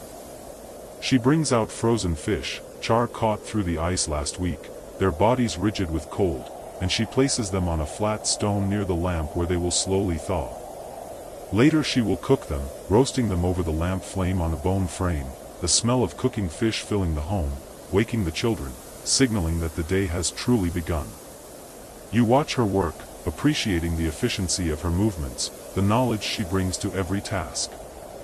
She is the one who sews the clothing that keeps your family alive, and her skill with needle and sinew is as critical to survival as your skill with hunting weapons. She understands how different furs behave, how caribou fur is hollow and light, perfect for inner garments, while seal fur is dense and water-resistant, better for outer layers when working near ice and water. She knows how to cut patterns that allow movement while minimizing seams, because every seam is a potential point of cold entry, a line where wind might penetrate or moisture seep through. Last autumn you watched her make new parkas for the boys, who had grown out of last year's garments, their lengthening limbs requiring larger sleeves, longer bodies. She worked with caribou hides you had brought from the summer hunt, skins you had fleshed and dried and she had softened by chewing, by working them hour after hour until the leather was supple and strong.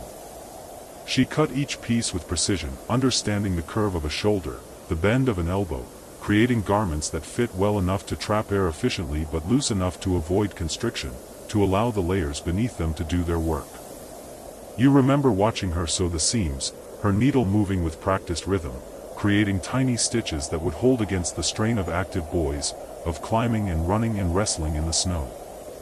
She used caribou sinew she had prepared herself, dried and split into thread-like strands that would not rot, that would remain strong and flexible in the cold.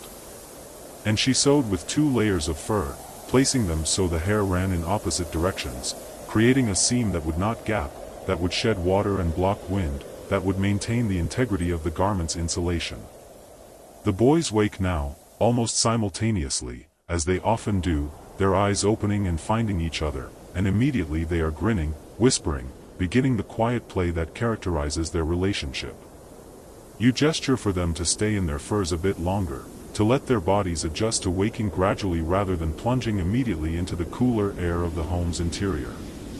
They comply, though clearly eager to begin the day, and you see in their bright eyes the health and energy that comes from adequate warmth, from proper nutrition, from bodies that are not constantly stressed by cold.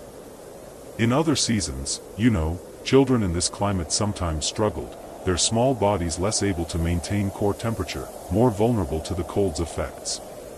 But your children are thriving because the knowledge of how to keep them warm is so deeply embedded in every aspect of your family's life. They sleep in the warmest part of the home. They wear clothing made specifically for their sizes. They eat first from the pot, getting the fattiest portions of meat and fish. They are carried in their mother's parka when very young, held against her back where her body heat keeps them warm, where they can nurse even in the coldest weather without being exposed to dangerous air. Your daughter wakes now, sitting up slowly, her dark hair tangled from sleep, and she smiles at you, that sleepy morning smile that reminds you she is still young, still your little one, though she is learning so much, growing so capable. She is 10, old enough to help her mother with many tasks, and already she can sew simple items, mittens and boots, practicing the skills she will need when she has her own family to care for. She understands about staying dry, about managing layers, about the importance of checking hands and feet regularly for signs of frostbite, about all the small vigilances that keep people safe in this environment. Yesterday she helped you check the entrance tunnel, packing snow where the wind had eroded some of the blocks, maintaining the structure's integrity. She worked carefully, methodically, and you saw in her attention to detail the same traits you value in your wife, the same understanding that survival here depends not on dramatic actions but on countless small tasks performed well, on maintenance and observation and the willingness to address small problems before they become large ones.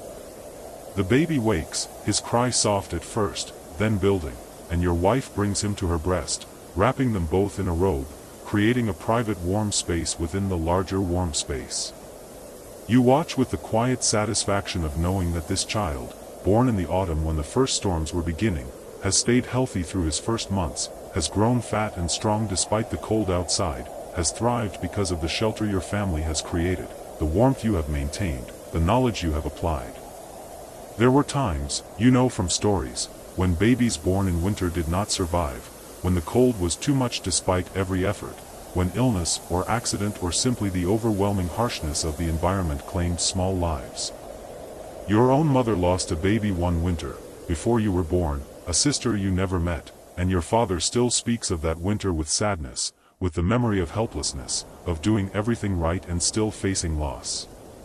But this winter your son thrives, and you are grateful in a way that goes beyond words, grateful to the seals that provide oil and food, grateful to the caribou that gave hides for clothing and shelter, grateful to your ancestors who learned how to build these homes and how to maintain them, grateful to your wife whose skill and dedication keep the family functioning, grateful to the weather for not being worse than it has been, grateful simply to be alive and together in this small warm space. While the winter surrounds you, your father wakes last, as he usually does now, his movements stiff as he pushes himself up to sitting. He coughs, the deep cough that has troubled him this winter, and your wife immediately pours warm water from the pot that always sits near the lamp, that always contains water kept just below boiling for tea, for washing, for any of the 100 small needs that arise. He takes the water gratefully and drinks, and the coughing eases, and he nods his thanks. You worry about him this winter, about how the cold seems to reach deeper into his bones each year, how he moves more slowly, tires more quickly. But he remains cheerful, remains engaged with the children, remains a source of stories and knowledge that you draw on constantly. Just yesterday he was telling your younger son about the winter when he was a boy, when the ice froze so thick that even polar bears could not break through to reach the seals, when his family had to travel 3 days along the coast to find open water where animals could be hunted. The home is fully awake now, all 6 of you stirring, beginning the day's routines. Your wife cooks the fish, the smell rich and savory, and she portions it carefully, making sure everyone gets adequate fat, adequate protein.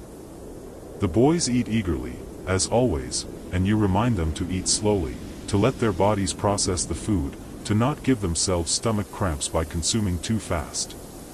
They slow down, grinning at each other, unable to maintain complete solemnity even under your gentle correction. After eating, you begin the tasks that structure each winter day. Your wife takes down one section of the caribou skin liner, brushing the accumulated frost from it outside the entrance, then replacing it. Your older son helps her with this, learning the process, understanding that this daily maintenance is what keeps the home efficient. Your younger son feeds the lamp, careful with the oil bladder, proud to be trusted with this important task. Your daughter dresses the baby in fresh moss, changing the absorbent material that serves as a diaper, disposing of the used moss through the entrance, replacing it with fresh from the bundle your wife prepared last summer, dried and softened and stored for exactly this purpose. Every aspect of life here, you reflect, was thought about months in advance, prepared for, made ready. You dress in your full outdoor gear, preparing to check the area around the home, to assess the weather, to see what the day might allow in terms of hunting or fishing. You pull on pants of heavy caribou fur, a thick inner parka, an outer parka of sealskin, boots with multiple layers of insulation, mittens that will keep your hands functional even in severe cold. Each item has been made specifically for you, fitted to your body, designed to work together as a system.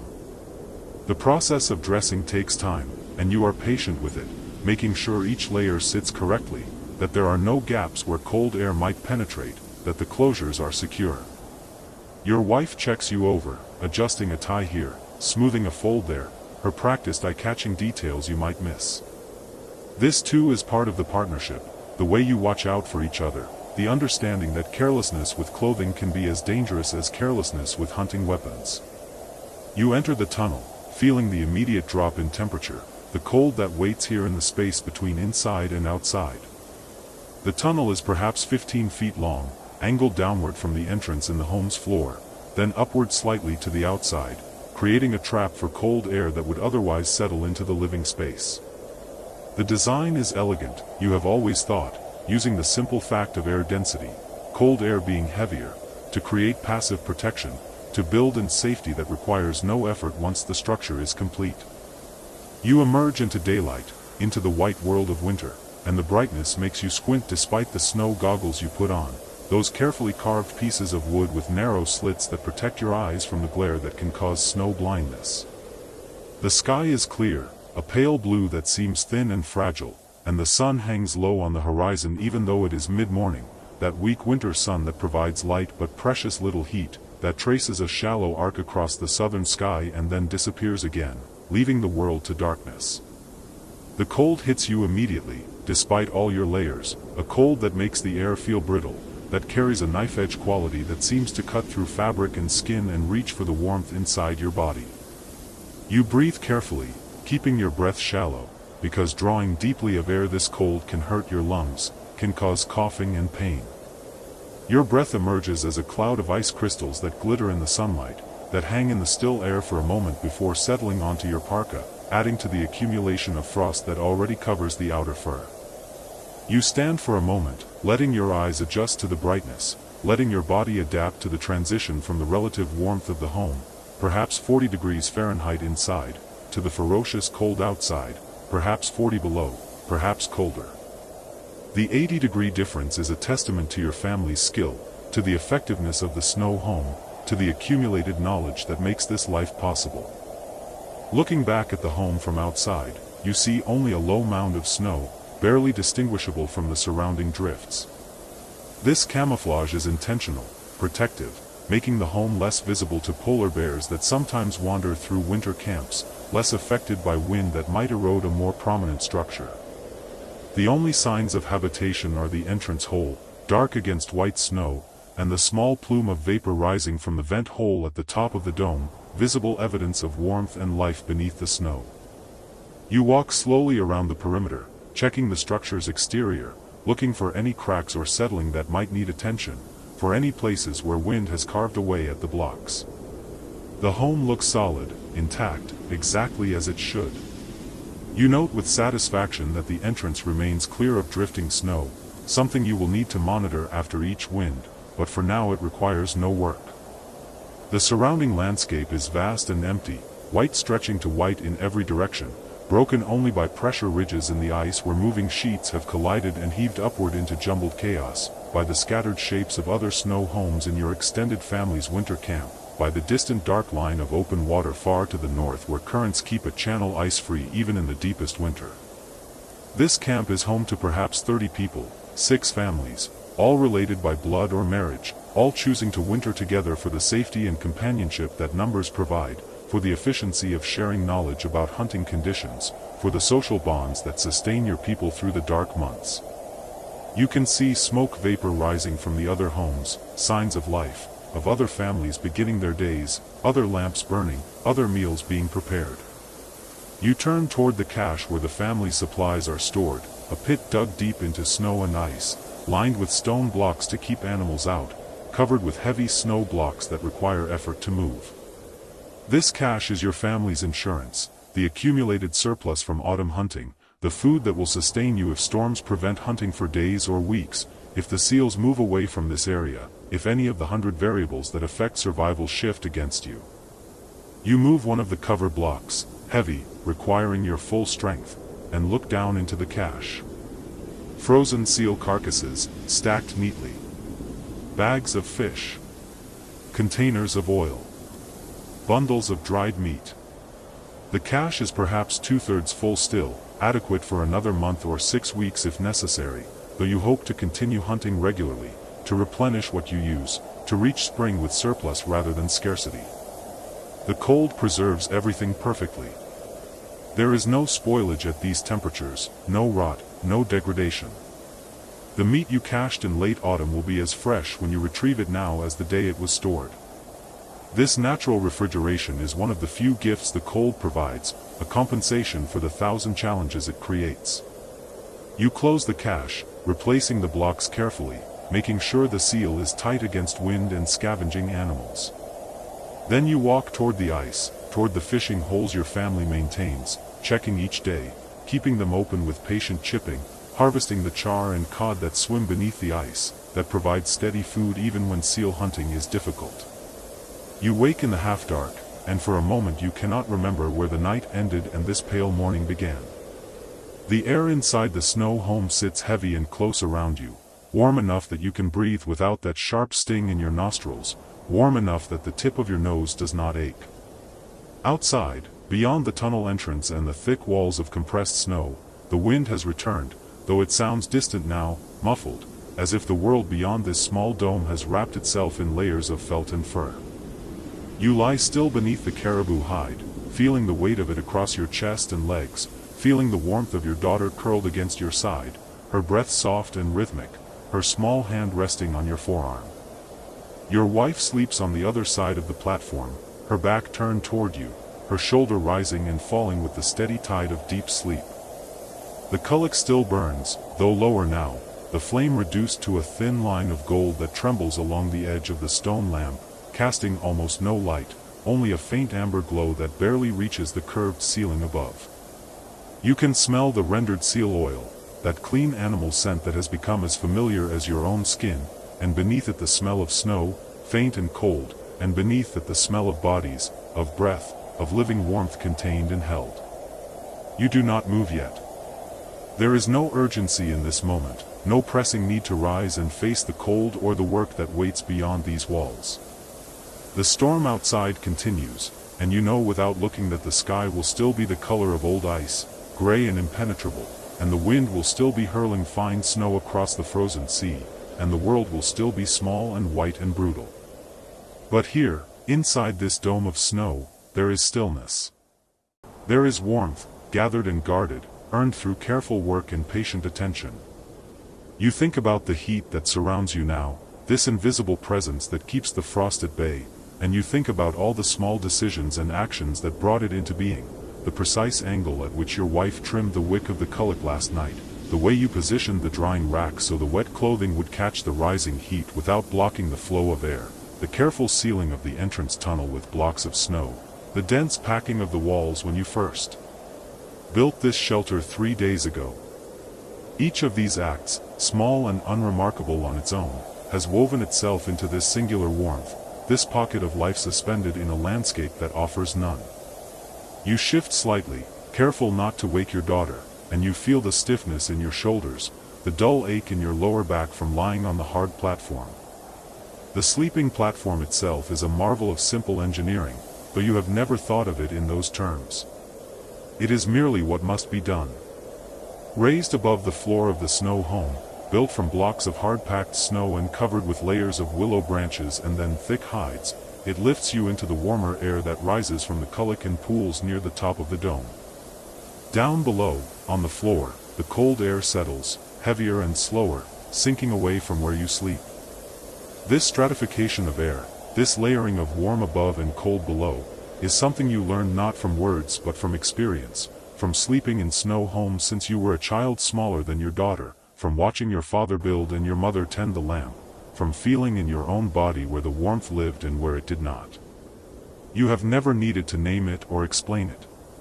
You have only needed to live it, to shape your actions around this understanding that heat rises and cold sinks, that air moves in currents as water does, that a space can be made livable if you know how to guide these invisible flows.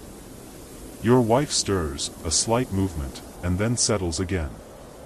You watch the curve of her shoulder beneath the fur, the way her hair spreads dark across the hide. She is the keeper of the flame, the one who knows by instinct and long practice exactly how much oil to feed the kulak, how high to let the wick rise, when to trim it and when to let it burn freely. You have watched her hands move over that stone lamp 10,000 times, adjusting, tending, coaxing warmth from oil and moss with a certainty that seems effortless but is in fact the accumulation of years, of seasons, of countless small calibrations. She learned from her mother, who learned from her mother, a line of knowledge passed not through instruction but through observation, through sitting beside the lamp as a girl and watching, through trying and failing and trying again until the motions became part of her body's memory. There is no written record of this knowledge, no manual or diagram.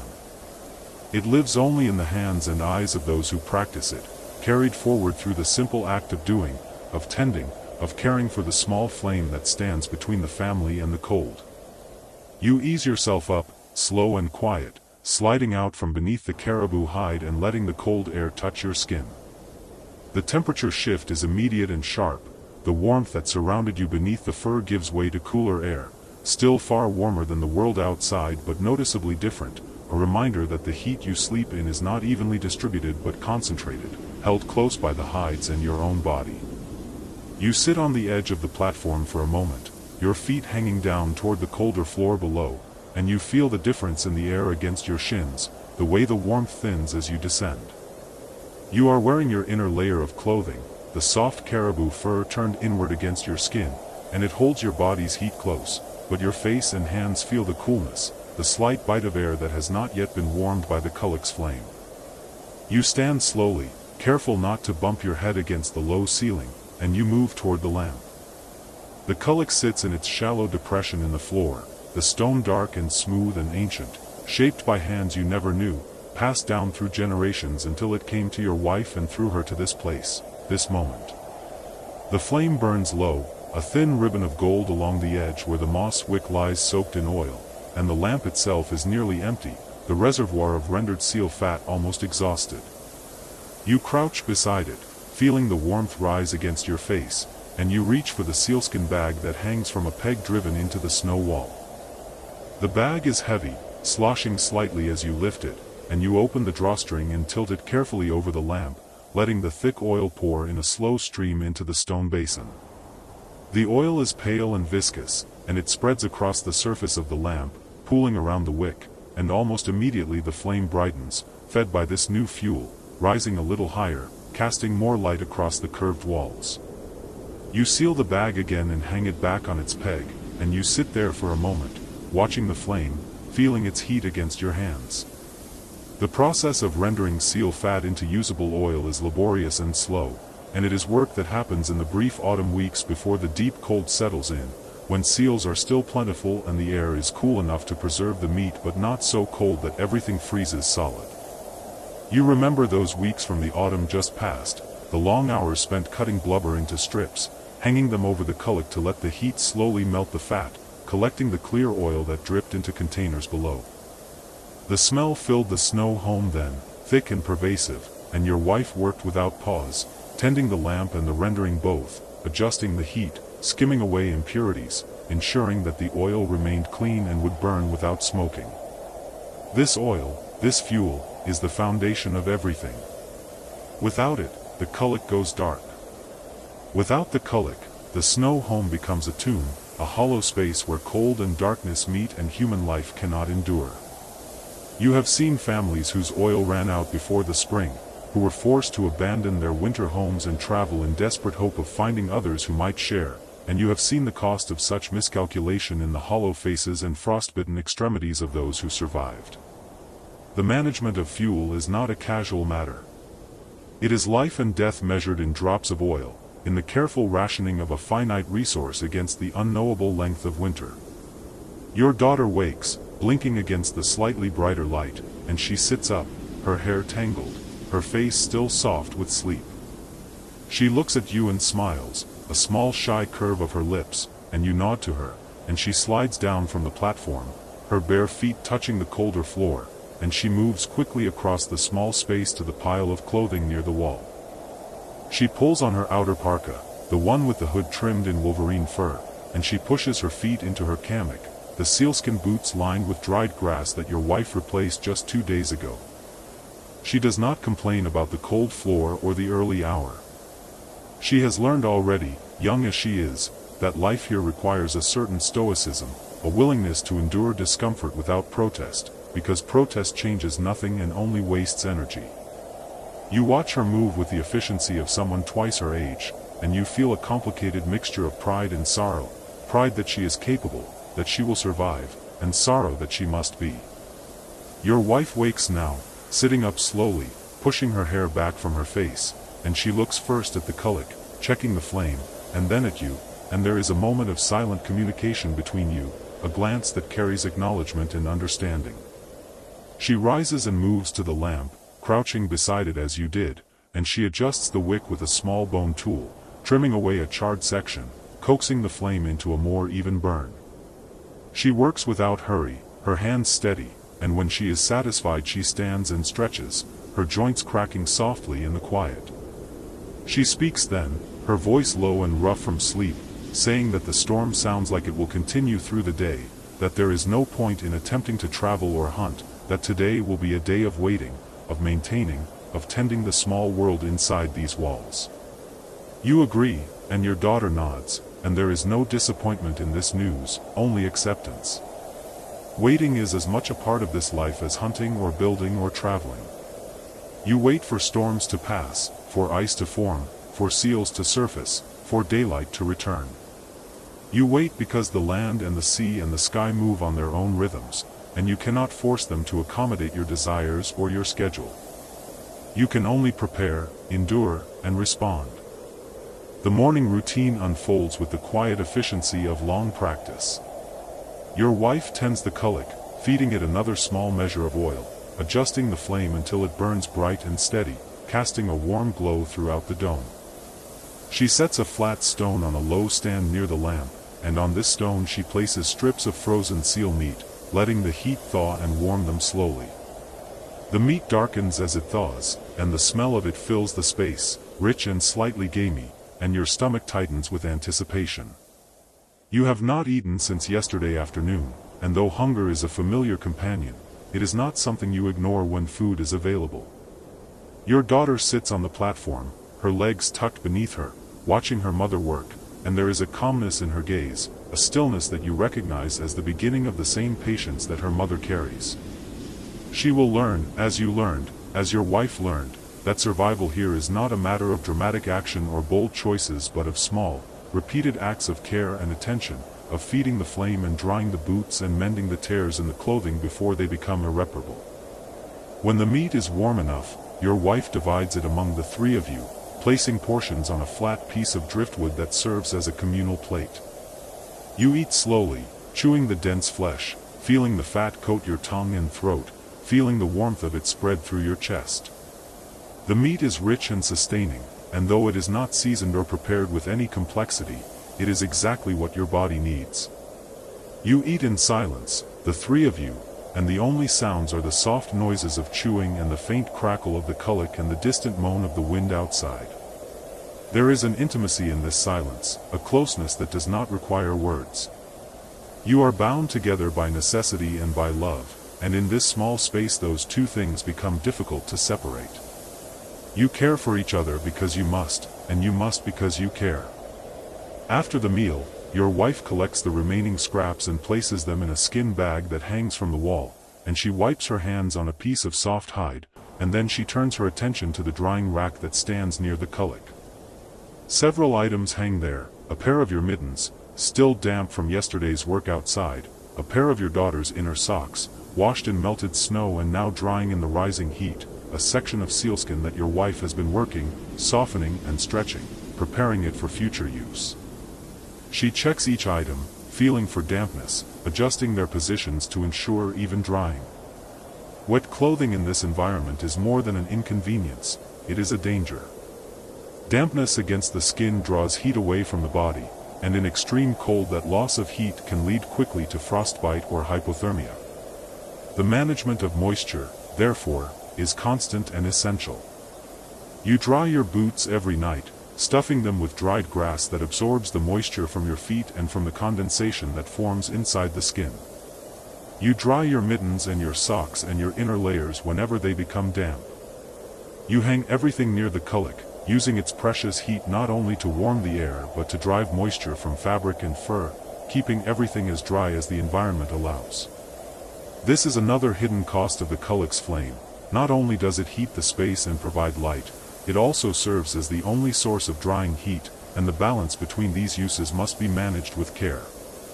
You move to the entrance tunnel, crouching low and peering down its length toward the outside. The blocks you placed last night to seal the entrance are still in position, and beyond them you can see only darkness and the faint gray light of the storm-choked day. You crawl into the tunnel, moving slowly, feeling the cold intensify as you go, the temperature dropping with each meter of distance from the kulak. The tunnel is narrow and low, forcing you to move on hands and knees, and the walls are smooth and hard, packed snow that feels like stone beneath your gloves. You reach the entrance blocks and carefully shift one aside, just enough to look out, and the wind immediately pushes against your face, a blast of cold air and fine snow that makes you squint and turn your head.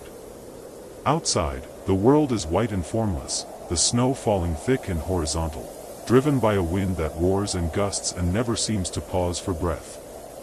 You can see nothing beyond a few meters, no horizon, no landmarks, only the swirling white chaos of the blizzard. You push the block back into place, sealing the entrance again, and you crawl backward through the tunnel until you emerge into the relative warmth of the main chamber. Your wife looks at you, a question in her eyes, and you shake your head, and she nods, understanding. There will be no going out today, no hunting, no checking of the seal holes in the ice, no travel. The storm holds you here, and there is nothing to do but accept it. You move back to the platform and sit, brushing the snow from your clothing, and your daughter shifts to make room for you, and the three of you sit together in the dim golden light, surrounded by walls of snow, held in a warmth that seems almost miraculous given the violence of the world just beyond those walls. You think about the families scattered across this vast frozen landscape, each one huddled in their own snow home, each one tending their own kulak, each one waiting for the storm to pass. You are not unique in this. You are one small point in a constellation of small points, each one a tiny spark of warmth and life surrounded by cold and darkness, each one sustained by the same knowledge, the same skills, the same careful attention to the balance between fuel and heat and time. Your wife begins to work on a piece of sealskin, using a curved blade to scrape away the last of the fat and membrane from the inner surface. She works with rhythmic strokes, the blade moving in long smooth arcs, and thin curls of fat fall away onto a piece of hide spread beneath her hands. This skin will become a new pair of mittens, or perhaps a patch for your parka, which has begun to show wear along the shoulder. Nothing is wasted here. The fat she scrapes away will be rendered into oil or used as bait for traps. The skin itself, once cleaned and softened, will be cut and sewn with sinew thread, transformed into something useful and necessary. The process is slow and requires patience and skill, and your wife has both in abundance. She learned this work from her mother, as she learned the tending of the kulak, and she is teaching it now to your daughter, who watches with close attention, her eyes following the movement of the blade, the angle at which it meets the skin, the way her mother's hands guide and control the tool. This transmission of knowledge is quiet and continuous, happening not in formal lessons but in the shared space of daily work, in the watching and the trying and the gradual accumulation of competence. You reach for your own work, a length of driftwood that you have been shaping into a new handle for a harpoon head. The wood is pale and dense, worn smooth by the sea, and you hold it in your left hand while your right works a small blade across its surface, shaving away thin strips, refining the shape, creating the slight taper and the grooves that will allow the sinew binding to hold tight. The work is meditative, requiring attention but not intense concentration, and your mind wanders as your hands move. You think about the seal you killed 2 weeks ago, the way it surfaced at the breathing hole just as the light was failing, the way the harpoon struck true and the line pulled tight and the struggle that followed, brief and desperate, and then the stillness, the heavy weight of the animal as you hauled it up onto the ice. You think about the richness of that kill, the meat and the blubber and the skin, all of it necessary, all of it used. You think about the other hunters in your group, the families who share this camp, the way the meat was divided according to need and custom, ensuring that no one went without, that the success of one became the sustenance of many. This ethic of sharing is not born from altruism alone but from the hard knowledge that fortune is fickle here, that the hunter who succeeds today may fail tomorrow, and that survival depends on a web of mutual support and reciprocal obligation. You share because you must, because the land and the sea do not provide with predictable regularity, because the only hedge against scarcity is the willingness to distribute abundance when it appears. The day passes slowly, measured not in hours but in the gradual tasks that fill it. Your wife finishes scraping the sealskin and begins the process of softening it, working oil into the hide with her hands, kneading and stretching, making it supple and workable. Your daughter practices stitching, using scraps of old hide and a bone needle threaded with sinew, her small hands moving carefully, her face intent with concentration. You continue shaping the harpoon handle, and when that is done you turn your attention to the repair of a pair of snowshoes, one of which has a broken crosspiece that needs to be replaced. The work is not urgent, but it is necessary, because when the storm ends and you can go out again, you will need these tools, and they must be reliable. There is no store here, no workshop where you can purchase replacements or have repairs done by others. Everything you use, you make or maintain yourself, and the quality of that work directly determines your safety and success. A poorly sewn boot seam can let in water, which freezes and causes frostbite. A weak binding on a harpoon can fail at the moment of strike, and the seal is lost. A dull blade makes work harder and more dangerous, increasing the chance of slipping and cutting yourself. Every object you carry, every tool you depend on, is the product of careful craftsmanship, and that craftsmanship is itself a form of survival skill, as essential as knowing how to read the ice or predict the weather. Midday arrives, though you can barely tell by the light outside. The storm continues, the wind howling, the snow falling thick and relentless. Inside the snow home, the light remains steady and dim, the culloch burning with its small golden flame, casting soft shadows across the curved walls. Your wife prepares more food, this time a broth made from melted snow and scraps of seal meat and a handful of dried seaweed gathered the previous summer. She heats the broth in a soapstone pot balanced on stones near the culloch, and the steam rises, carrying the smell of salt and meat and the faint mineral scent of the seaweed. The warmth of the steam touches your face, and you close your eyes for a moment, breathing it in, feeling the moisture in your throat and nostrils, a small relief from the dry air inside the dome. When the broth is hot, she ladles it into shallow bowls carved from wood, and you drink slowly, feeling the heat spread through your chest and belly, feeling the nourishment seep into your body. The broth is thin and simple, but it is enough, and it warms you in a way that solid food does not. After the meal, your daughter grows restless, her body unused to the confinement of the storm day. She moves around the small space, touching the walls, examining the tools that hang from pegs, asking quiet questions about things she has seen a dozen times before. Your wife answers patiently, explaining again the use of this blade or that scraper, the origin of this piece of ivory or that length of sinew. You watch them together, mother and daughter, and you see the continuity of knowledge passing between them, the same patterns repeating across generations, the same skills and stories and understandings carried forward into the future. Your daughter will grow, and she will have children of her own, and she will teach them as she is being taught now, and in this way the knowledge survives, not written or recorded but embodied, living in the hands and minds of each new generation. This is the only library here, the only archive, the bodies and memories of the people themselves, carrying forward the accumulated wisdom of countless ancestors who learned through trial and suffering and success how to live in a place that seems designed to repel human life.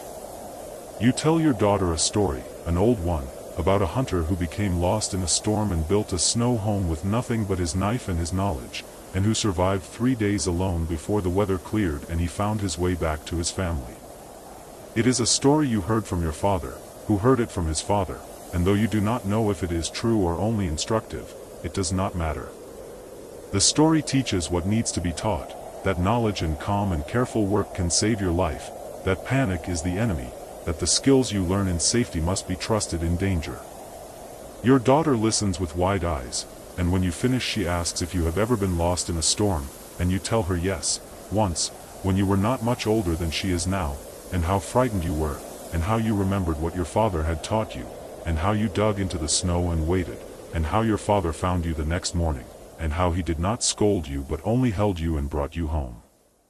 You tell her this not to frighten her but to show her that fear is natural, that even adults feel it, and that the answer to fear is not bravery but preparation, knowledge, and the willingness to endure.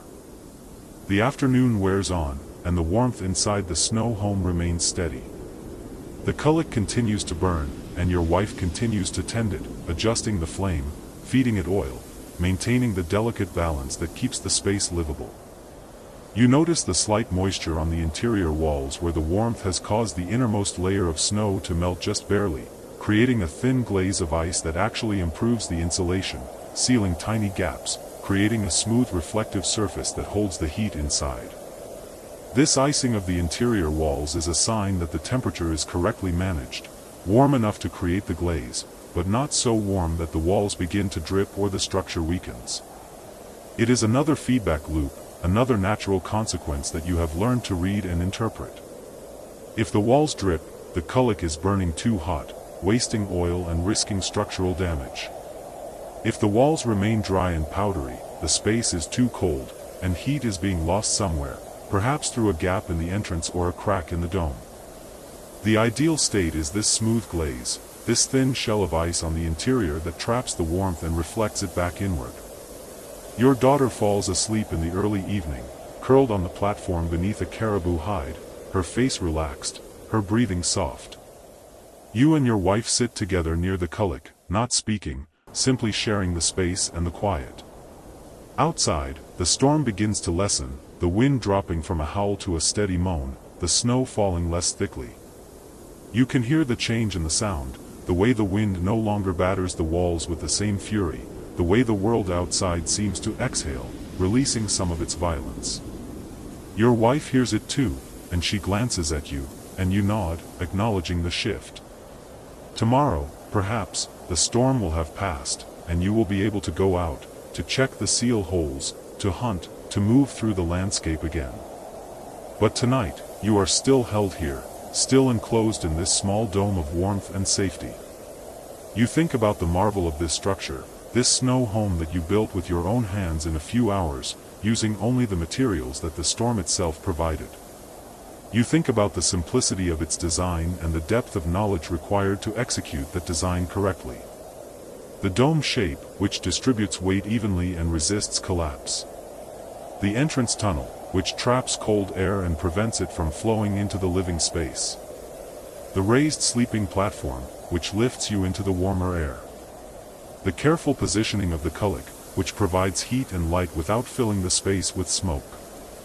The ventilation hole at the top of the dome, small and easily overlooked, which allows fresh air to enter and stale air to escape, preventing the buildup of carbon dioxide that could silently kill you in your sleep. Each of these elements is essential, and each is the result of generations of observation and refinement. No single person invented the snow home.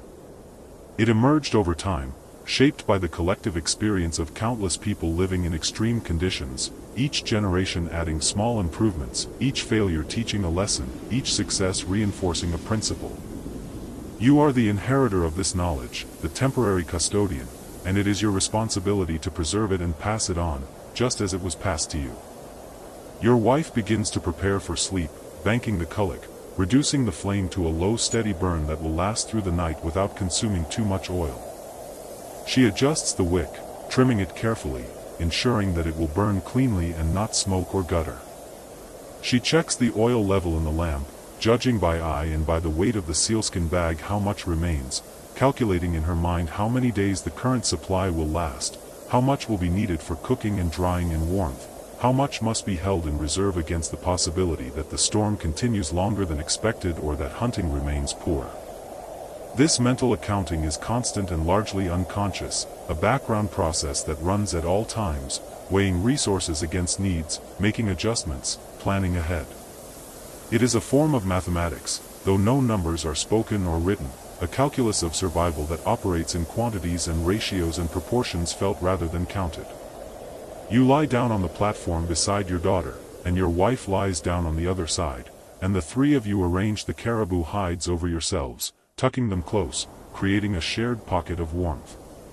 The cullic burns low, its flame a thin line of gold in the darkness, and the light it casts is barely enough to see by, just a faint glow that touches the nearest walls and fades into shadow beyond. You can hear your daughter's breathing, slow and deep, and your wife's breathing, quieter but equally steady, and you close your eyes and let the warmth and the darkness hold you. The storm outside continues its slow diminishment, the wind easing, the snow thinning, and you drift towards sleep with the knowledge that you are safe, that your family is safe, that the small flame beside you will burn through the night and the walls around you will hold and the warmth you have gathered will sustain you until morning. In the space between waking and sleep, you think about all the other families scattered across this frozen land, each one in their own shelter, each one tending their own flame, each one held in the same careful balance of knowledge and effort and luck. You think about the interconnectedness of it all, the seal that gave its life so you could eat and fuel the lamp, the caribou that gave its hide so you could sleep warm, the snow itself that became your walls and roof, the ancestors who learned and taught and passed forward the skills you now use. You are not separate from this landscape. You are woven into it, dependent on it, shaped by it. The cold that surrounds you is not your enemy but your teacher, demanding excellence, punishing carelessness, rewarding attention and skill. The snow home is not a triumph over nature but a collaboration with it, a way of using the properties of frozen water and the physics of heat and the design of enclosed space to create a small zone of survival in a place where survival is never guaranteed. You sleep, and in your sleep you dream of warmth, of the sun returning after the long winter, of the ice melting and the seals basking and the tundra blooming with tiny flowers.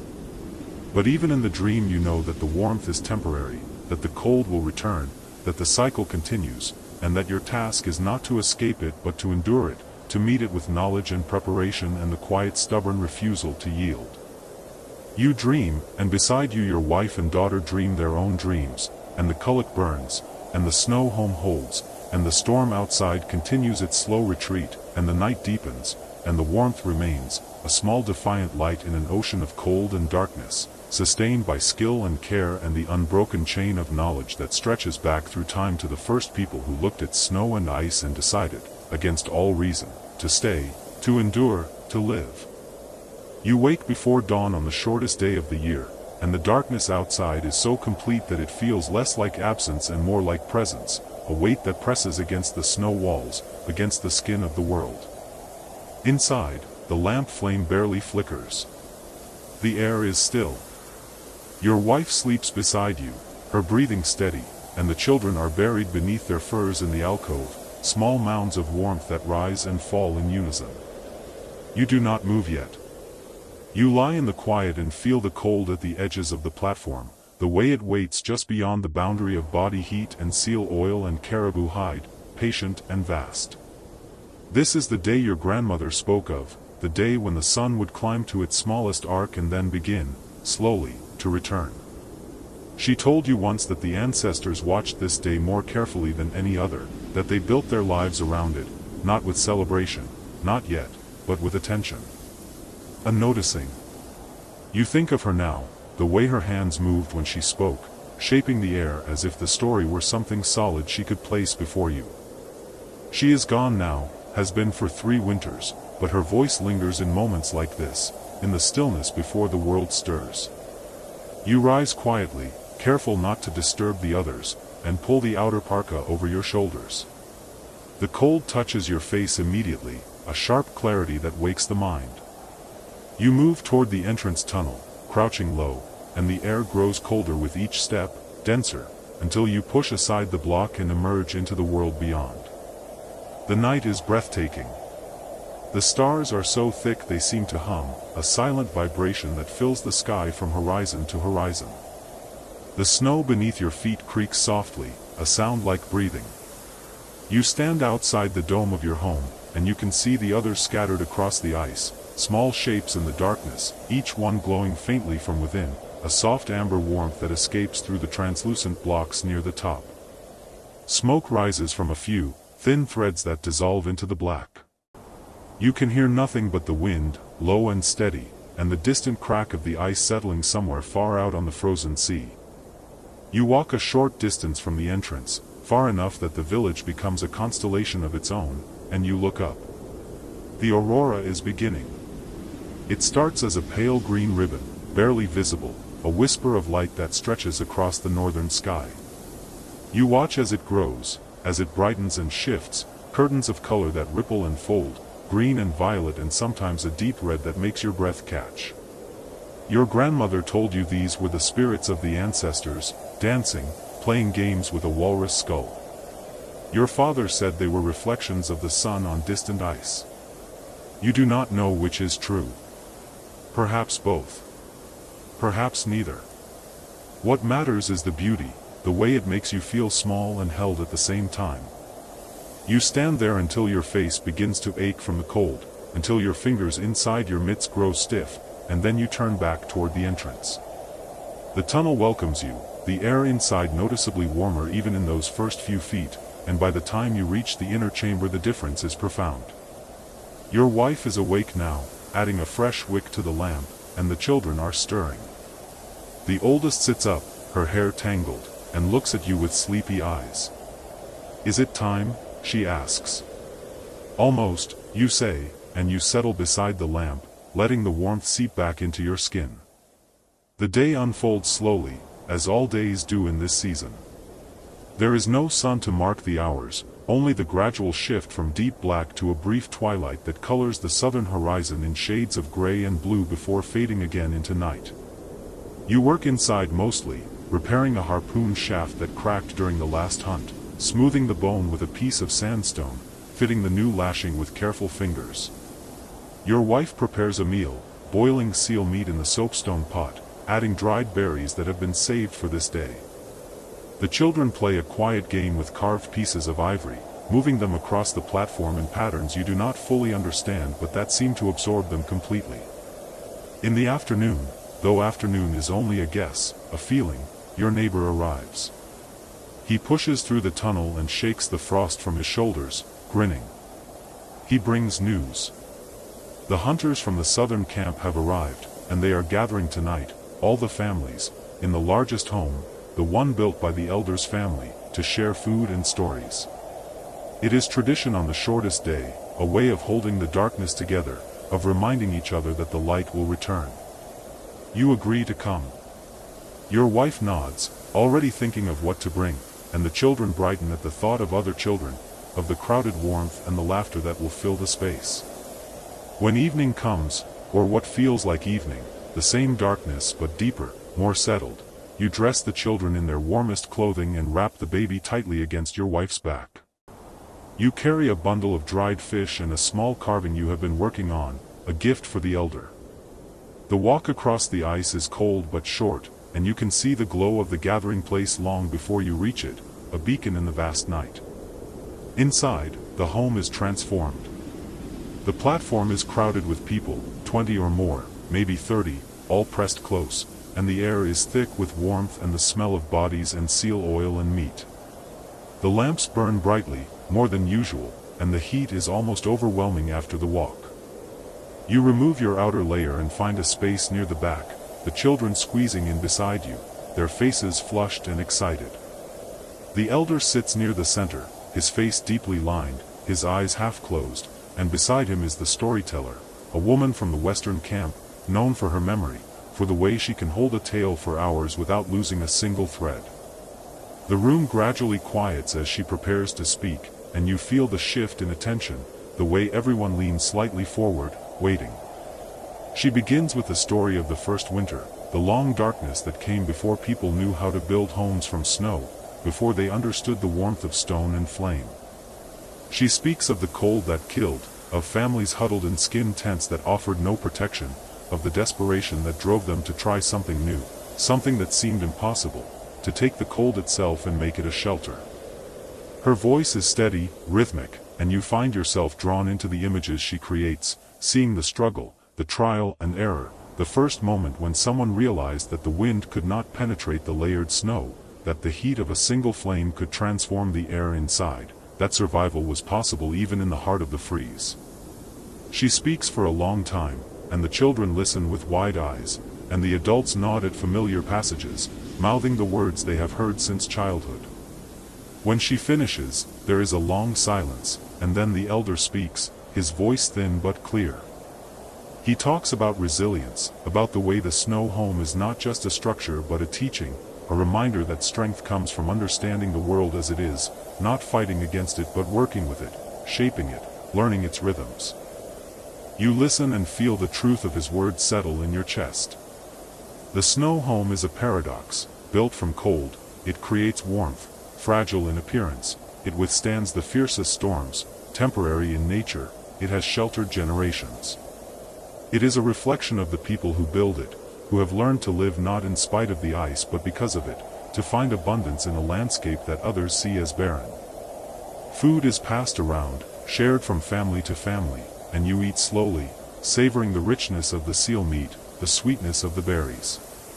The children receive small pieces of dried char, and they chew with concentration, their faces serious. Conversation rises and falls in waves, laughter punctuating stories, and you feel the warmth not just of the bodies around you but of the connection, the network of relationships that holds the community together through the long dark months. Later, someone begins a song, a low rhythmic chant that others join, and the sound fills the space, vibrating against the walls, against your ribs. It is a song about the return of the light, about the endurance of the people, and you add your voice to it, quietly at first and then with more confidence, feeling the way the melody carries you, carries everyone, into a shared moment that transcends the individual. The night stretches on. The children fall asleep in piles, draped over laps and tucked into corners, and still the adults talk, their voices softer now, more reflective.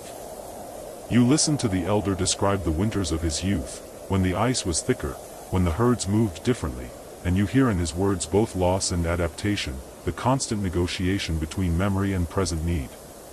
Eventually, your wife touches your arm, and you know it is time to go. You gather the children, still half asleep, and bundle them against the cold. The walk back to your own home is quiet, the stars still bright, and the air has a sharpness that clears your mind. Inside, the lamp has burned low, but the space is still warm, the walls still holding the heat you built throughout the day. You settle the children onto the platform and cover them with furs, and your wife feeds the baby one last time before lying down. You trim the lamp wick and sit for a moment in the near darkness, watching the flame dance. You think about the gathering, about the stories and songs, about the way the community creates its own warmth, a heat that has nothing to do with flame or breath but everything to do with presence, with witness, with the simple act of being together. Tomorrow, the sun will rise a few minutes higher. The change will be imperceptible, but it will be real. The light will begin its slow return, and the days will lengthen, degree by degree, until the ice starts to soften and the seals come up to breathe in open water. But that is far off still. For now, there is only this, the warmth of the snow home, the steady flame, the breathing of your family in the darkness.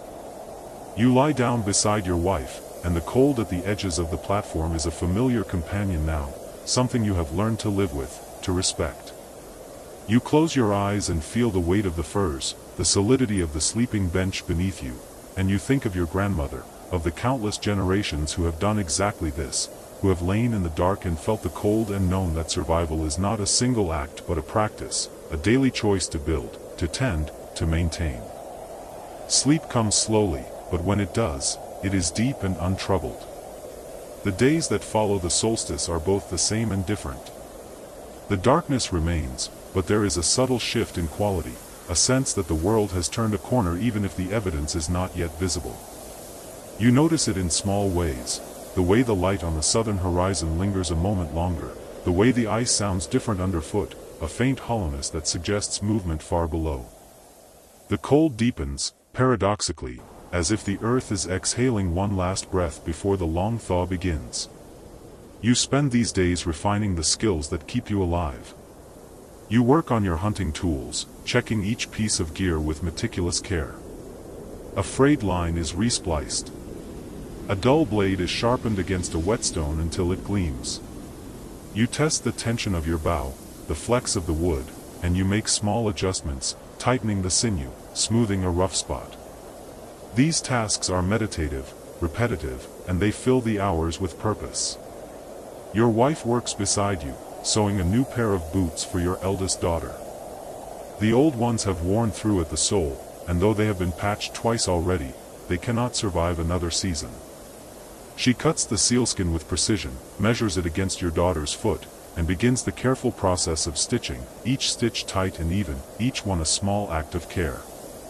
The children watch sometimes, learning, and your youngest tries to thread a needle, her small fingers clumsy but determined. Your wife guides her gently, showing her how to hold the sinew, how to pull it through without breaking. There are days when the wind picks up, when the storm presses against the home with renewed force, and you stay inside, conserving energy, telling stories, playing quiet games. Your son asks about the sea, about the animals that live beneath the ice, and you describe the seals and the walrus and the whales that pass through in summer. You tell him about the hunt, not the violence of it, but the preparation, the patience, the respect that must be shown. You explain that every animal gives itself, that the hunter's role is to be worthy of that gift, to waste nothing, to honor the life that sustains your own. He listens with serious eyes, and you see in him the beginning of understanding, the slow accumulation of knowledge that will one day make him a provider, a protector. You do not rush this. There is time. Childhood in this place is not hurried. It cannot be. Survival depends on deep learning, on skills practiced until they become instinct, and that requires years, patience, the steady transmission of knowledge from one generation to the next.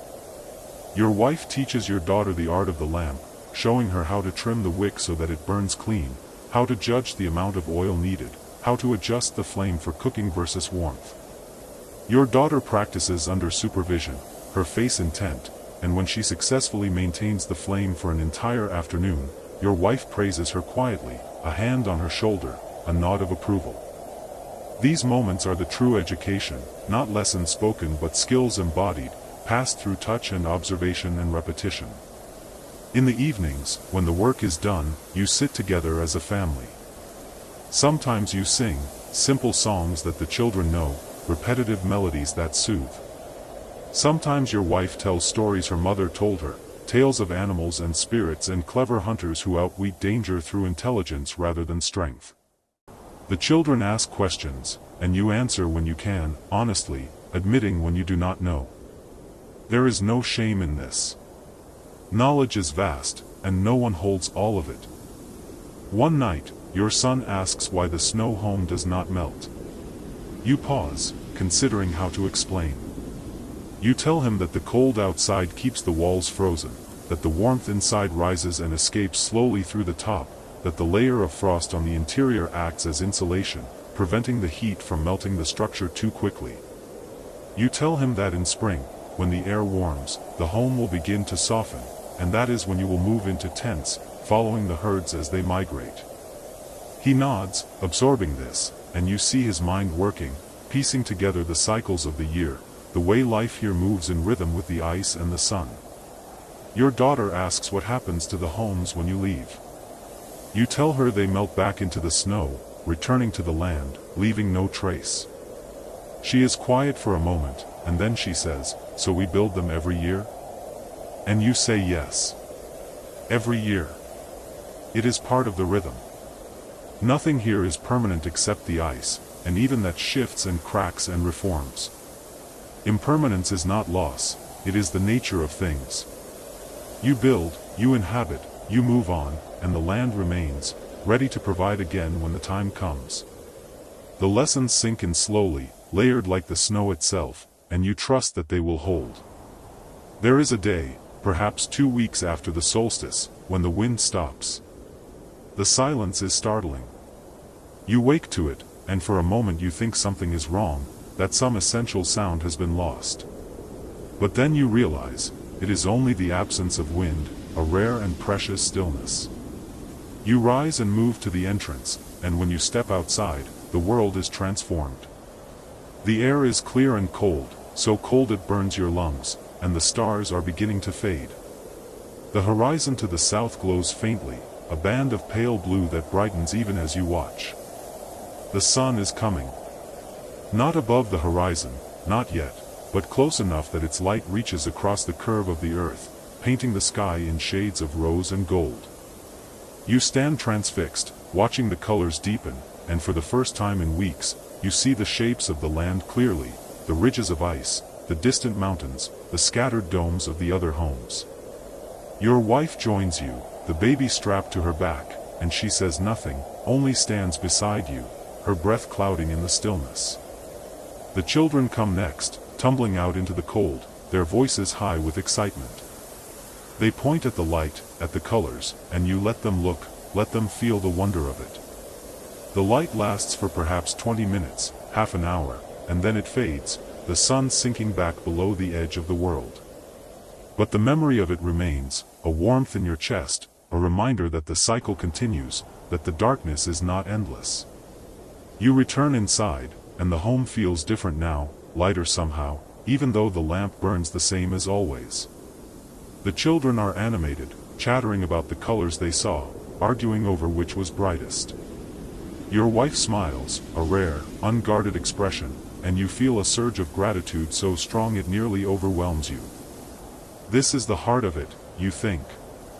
Not the cold, not the hardship, but this, the moments of beauty that break through, the light that returns, the family that endures.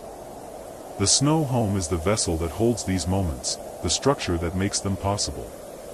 Without it, there would be no survival. Without survival, there would be no beauty, no love, no laughter. Everything is connected, woven together like the sinew threads in your wife's sewing, each stitch dependent on the others, each one essential. You spend the rest of the day in a kind of gentle euphoria, the mood light, the work easy. You repair a sled runner, whistling softly as you work, and your son helps, holding the wood steady while you bind it. Your wife cooks a special meal, using some of the last of the preserved berries, and the taste is a shock of summer in the depths of winter, sweet and bright and full of memory.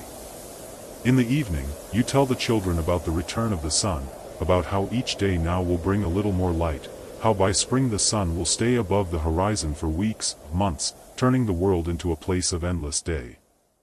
They listen with wonder, trying to imagine it, and you realize that your youngest has never seen the midnight sun, that she was born in the autumn and has known only the long dark. The thought fills you with a strange tenderness, a desire to shepherd her through to the light, to show her the fullness of the world. You hold her on your lap, her small body warm against yours, and you describe the summer, the green tundra, the flowers that bloom in sudden profusion, the birds that arrive in flocks so thick they darken the sky. You tell her about the warmth, the way you can walk without heavy furs, the way the ice breaks and the water opens and the seals sun themselves on the floes. Her eyes grow heavy as you speak, and soon she is asleep, her head resting against your chest. You sit with her, reluctant to move, and you look around the small space, the lamp flame steady, your wife folding clothing, your older children drawing pictures in the frost on the wall with their fingers. This is wealth, you think. Not in possessions, but in presence. Not in what you have, but in what you are, together, warm, alive. The night deepens, and eventually you lay your daughter down beside her siblings and cover them all with the heavy furs. Your wife banks the lamp, reducing the flame to a low glow, and you lie down beside her. The cold presses in at the edges, patient and eternal, but here, in the center, there is warmth. You close your eyes and listen to the breathing of your family, the soft sounds of sleep, and you feel the weight of the snow above and around you, the walls that hold the darkness at bay. Tomorrow, you will wake and tend the lamp and check the food stores and repair whatever needs repairing. The days will lengthen, imperceptibly at first and then with gathering speed, and the world will shift from dark to light, from frozen to flowing. But tonight, there is only this, the warmth, the stillness, the simple profound fact of survival. You have made it through another day, another night. The snow home has held. The light will return. And for now, that is enough. You drift towards sleep, your body relaxing into the furs, and your last thought before darkness takes you is of your grandmother, of her voice in the lamplight, telling you that home is not a place but a practice, not a destination but a daily act of creation. You build it with your hands and maintain it with your attention, and as long as you do this, as long as you tend the flame and honor the cold and hold your family close, you will survive. The walls breathe around you, the ice settling, and you sleep. The days grow longer now, imperceptibly at first, then with a gathering momentum that you feel in your bones before you see it in the sky. You stand outside the snow home as dawn breaks, watching the horizon blush with colors you had nearly forgotten, rose and amber and the palest gold, spreading like watercolor across wet paper. The light touches your face, and you close your eyes against it, feeling warmth that comes not from heat but from memory, from the recognition of return. Inside the snow home, your family still sleeps, wrapped in the furs you prepared together through the long dark months, and you allow yourself this moment of solitude, this standing between the world of winter and whatever comes next. The snow home has served you well. Its walls, once sharp-edged and new, have rounded slightly with the pressure of wind and the subtle melt and freeze of seasonal transition. You run your hand along the curved exterior, feeling the granular texture beneath your mitten, and you think about all the hands that have done this same thing, all the families who have entrusted their survival to structures made of the very cold that threatens them. There is a poetry in this that you understand wordlessly, the way you understand the flight patterns of birds or the taste of fresh water after snowmelt.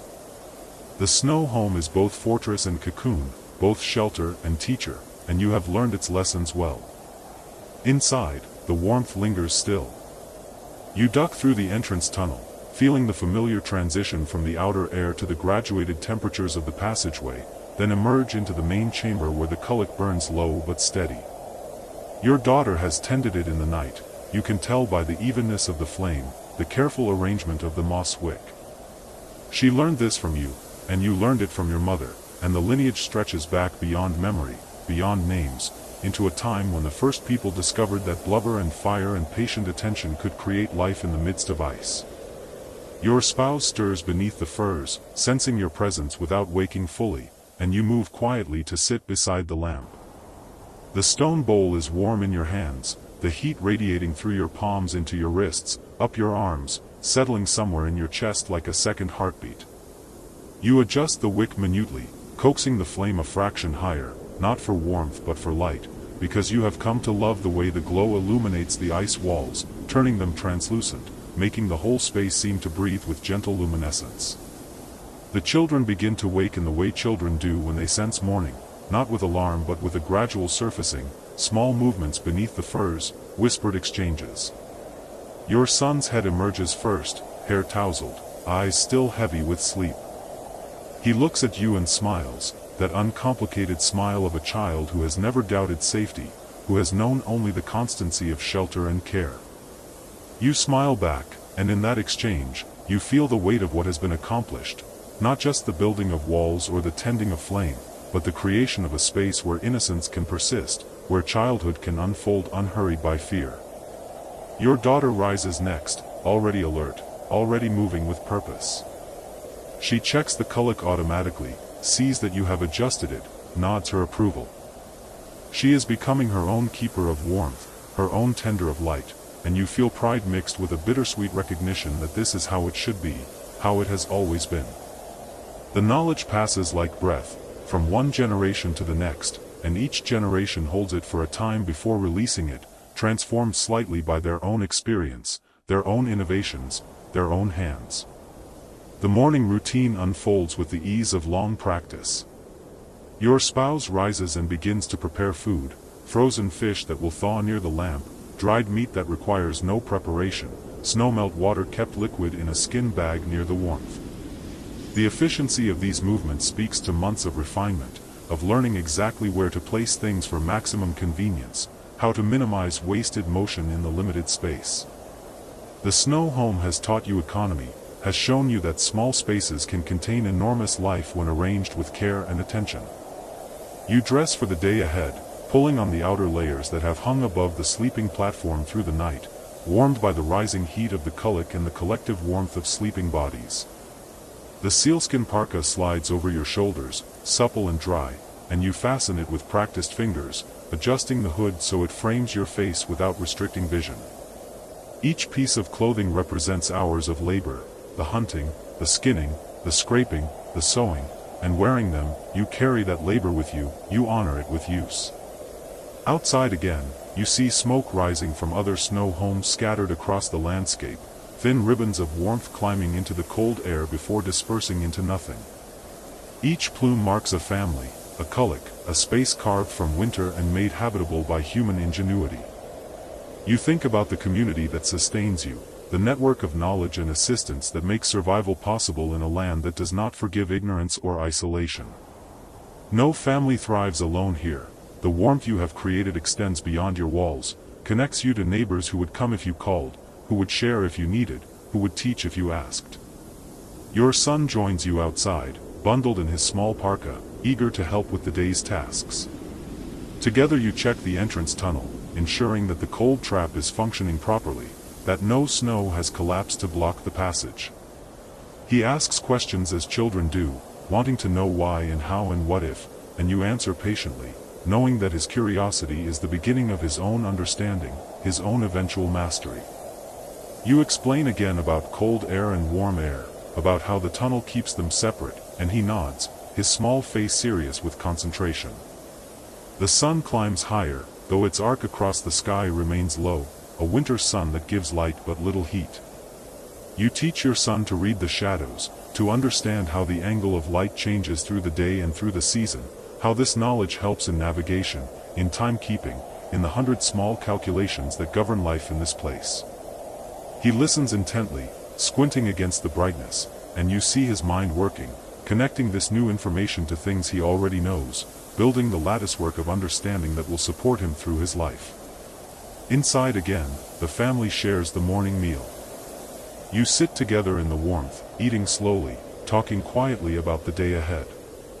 Your daughter mentions that she wants to practice sewing today, working on a pair of mittens she has been constructing with patient determination. Your spouse nods approval, offers guidance about stitching technique, demonstrates again the particular way to join seams so they remain waterproof and strong. The lesson unfolds naturally, embedded in conversation, part of the fabric of daily life rather than formal instruction. You watch your family in the lamplight, memorizing this moment even as it happens, knowing that memory is its own kind of warmth, something that sustains through times when physical warmth is hard to find. The snow home contains you all, holds you gently in its curved embrace, and you feel gratitude so profound it has no adequate expression, only this quiet acknowledgement, this breathing together in shared space. The day passes in the rhythm you have established over months of practice. There are tasks to complete, hunting preparations, tool maintenance, clothing repairs, but none so urgent that they disrupt the fundamental calm, the sense of time moving at its own pace, governed by light and dark rather than arbitrary human divisions. You work together and separately, moving in and out of the snow home, and each time you return, you experience anew the relief of warmth, the softness of air that does not bite at exposed skin. Your spouse works on stretching a new sealskin, scraping it with careful strokes, removing every trace of fat and tissue. The work is painstaking, requiring both strength and delicacy, and you admire the skill involved, the knowledge of exactly how much pressure to apply, when to work the skin and when to let it rest. This skin will become clothing or perhaps a cover for a kayak frame, and its quality will depend entirely on the care taken now, in this preparation. There are no shortcuts here, no compromises, because shoddy work means discomfort at best, danger at worst. Your daughter sits near the kulak with her sewing, her stitches small and increasingly even. She has been working on these mittens for days, unpicking and redoing sections until they meet her own standards, and you recognize in her a perfectionism that will serve her well in this life where details matter, where small mistakes compound into large problems. You offer encouragement without interference, understanding that the struggle itself is the lesson, that mastery comes through personal discovery as much as through instruction. Your son plays with carved figures near the sleeping platform, acting out some story of his own invention. His voice rises and falls in narrative, creating dialogue for hunters and animals, building a world from imagination and the stories he has heard. Play is how he learns, how he processes the information flowing into him constantly, and you let him have this space, this freedom to explore ideas in safety. As afternoon settles into the dim hours that pass for evening, you prepare for another night. The kulak is fed, the wick adjusted, the space tidied in preparation for sleep. These rituals have become automatic, muscle memory and habit working together to ensure safety without conscious thought. You check that tools are stored properly, that clothing hangs where it should, that the air vent remains clear. Each small action contributes to the larger goal of survival, of continuation, of waking again to another day. The family gathers for the evening meal, sharing food and conversation. The children talk about their day, about what they did and what they learned, and you listen with full attention, honoring their experiences. Your daughter describes a particular challenge she encountered in her sewing, how she solved it, and you recognize in her account the same problem-solving approach you use in your own work. Your son recounts a game he invented, complex rules involving the carved figures, and you marvel at his creativity, his ability to construct meaning from simple objects. After the meal, in the drowsy warmth before sleep, your spouse tells a story. It is an old story, one you have heard many times, about ancestors who lived in different times, who faced different challenges but with the same fundamental spirit of adaptation and resilience. The children listen raptly, even though they too have heard this story before, because its power lies not in novelty but in repetition, in the comfort of familiar narrative, in the confirmation of continuity. You are part of something larger than yourselves, the story says, part of a line of people who have survived and thrived by paying attention, by working together, by respecting the land and its lessons. The lamp burns lower as sleep approaches. One by one, the family settles beneath the furs, arranging themselves in the configuration that has become habitual, that maximizes warmth and comfort. You lie awake a little longer than the others, listening to their breathing deepen and synchronize, becoming a kind of music, a rhythm that speaks of peace and safety and trust. In the darkness, with only the faint glow of the cullet providing light, you think about warmth in all its forms. There is the physical warmth of fire and fur, of bodies pressed together and structures that hold heat. But there is also the warmth of family, of belonging, of knowing your place in the world. There is the warmth of mastery, of skills honed through practice until they become extension of self. There is the warmth of tradition, of participating in something ancient and tested and true. The snow home stands around you, walls of frozen water transformed into shelter, and you understand it as a kind of miracle, ordinary only because you have learned to perform it. The knowledge required to create this warmth from cold is not simple, not intuitive, but accumulated over generations of observation and experiment and teaching. You are a link in that chain, receiving knowledge from the past and passing it to the future, and the responsibility of this position fills you with a seriousness tempered by joy. Outside, the wind rises slightly, a sound you know so well it has become almost silence, almost nothing. But you notice it, because you notice everything about the boundary between inside and outside, between safety and danger, between warmth and cold. The wind cannot reach you here, cannot steal the heat your family has so carefully created and maintained. The snow home protects you, and you protect the snow home, and this reciprocal relationship defines your existence in this place. You think about the future, about seasons to come.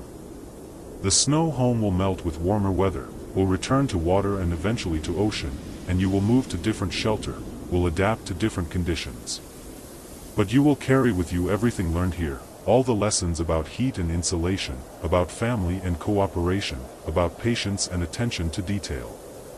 The snow home is temporary in form but permanent in impact, shaping how you understand survival, how you approach challenges, how you measure success. Your daughter shifts in her sleep, murmuring something unintelligible, and you listen until her breathing settles again into deep rhythm. She will remember this, you think, these months in the snow home, though perhaps not consciously, not as discrete memories but as foundational knowledge, as cellular understanding of what safety feels like, what warmth means, what family provides. Your son too, though he is younger, is being formed by this experience, learning lessons he will not be able to articulate until much later, if ever. The responsibility of parenthood weighs on you gently in the darkness, not as burden but as purpose. You are not merely keeping your children alive, though that would be achievement enough, you are teaching them how to live, how to thrive, how to maintain warmth in all its forms. You are showing them, through daily example and patient instruction, that humans are not separate from the environment but part of it, capable of working with what is given to create what is needed. Your spouse breathes deeply beside you, utterly relaxed, trusting in the shelter you have built together. This trust is its own kind of warmth, its own validation. You have created a space where vulnerability is possible, where sleep comes easily, where children grow without fear. In a harsh land, this is no small thing, it is perhaps the greatest thing, the fundamental achievement from which all else flows. The cullet flame flickers slightly, drawing your eye. You watch it dance, following the subtle shifts in air current that speak to you of ventilation, of the snow home's breathing. The flame has been your companion through these months, constant and necessary, requiring care but giving back far more than it takes. You have developed a relationship with it, an understanding of its needs and moods, and you tend it now almost without thought, adjusting the wick minutely to ensure it burns through the night without waste. You remember the first fire you ever tended, when you were your daughter's age, learning from your mother the delicate balance between too much wick and too little, between starving the flame and drowning it in blubber. You remember the anxiety of that responsibility, the fear of failing at something so crucial. But your mother was patient, and you learned, and now the knowledge sits in your hands and eyes, immediate and accessible. This is how it continues, you think, this chain of teaching and learning, of demonstrating and practicing until understanding becomes instinct.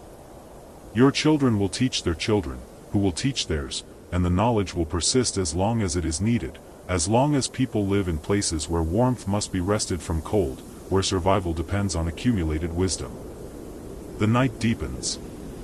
Time passes in the way it does when there is no light to mark its passing, when only the body's internal rhythm suggests the movement toward morning.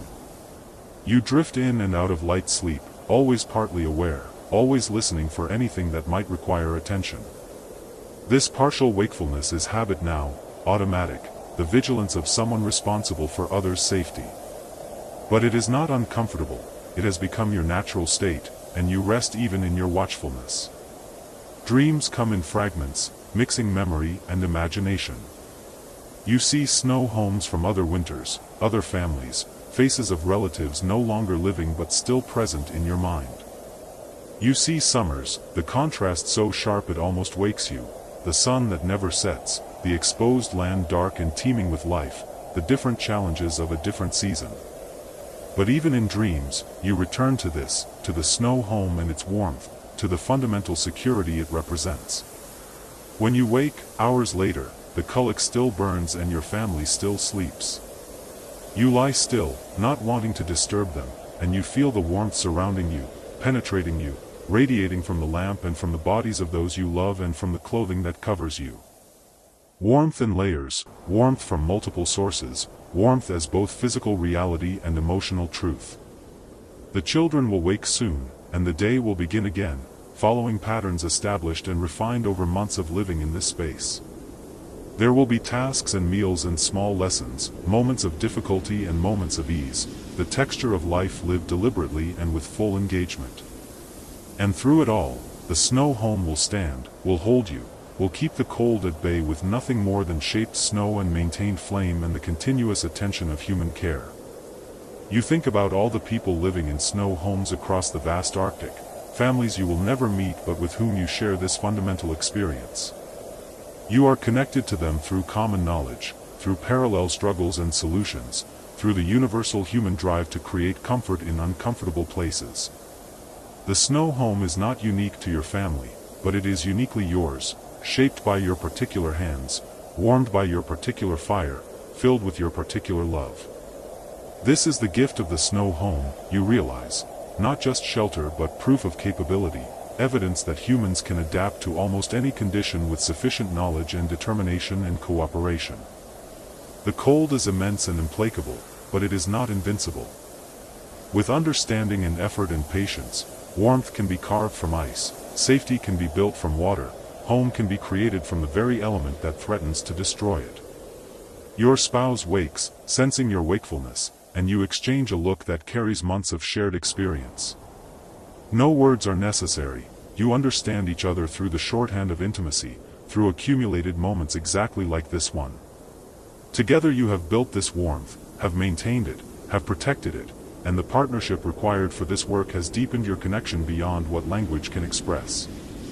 The children begin to stir, reluctant to leave the warmth of furs but drawn by wakefulness and hunger and the promise of a new day.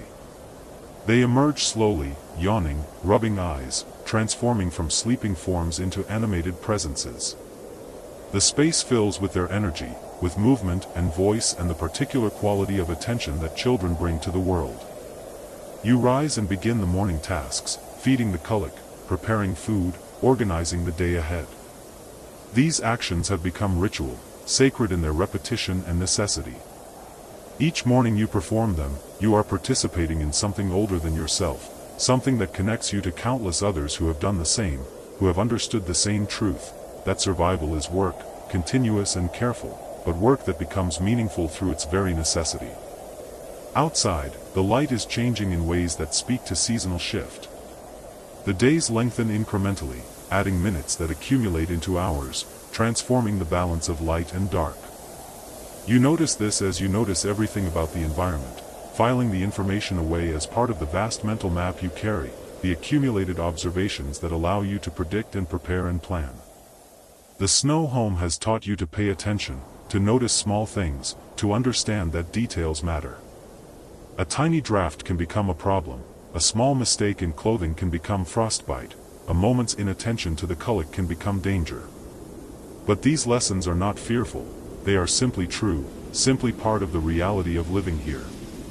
You have learned to be careful without being anxious, to be vigilant without being worried, to hold space for both respect and confidence. Your daughter comes to sit beside you, and together you watch the lamp flame. She is learning stillness, learning contemplation, learning that not all valuable activities involve obvious motion. Sometimes the most important work is internal, is observation, is the patient accumulation of understanding. You sit together in comfortable silence, and you feel the connection between you, the wordless transmission of values and approach and way of being. Your son is already active, full of morning energy, and your spouse engages with him, channeling his enthusiasm into useful work.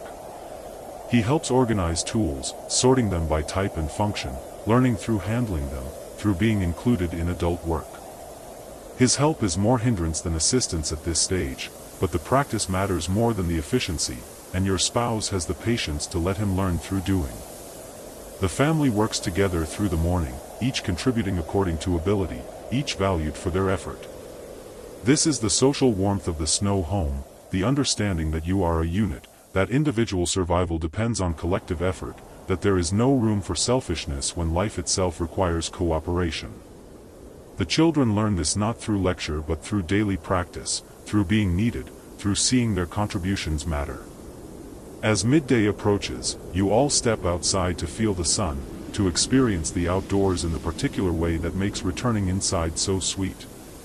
The cold touches your face, sharp and immediate, and you breathe it in, feeling your lungs adjust, your body respond. You are adapted to this, built for this, and the cold is not your enemy but your context, the condition within which you thrive. The snow home stands behind you, unobtrusive and essential. From outside, it looks like a simple mound, barely distinguishable from the natural drifts of the landscape. But you know its secrets, know the careful architecture hidden beneath the simple exterior, know the warmth it contains.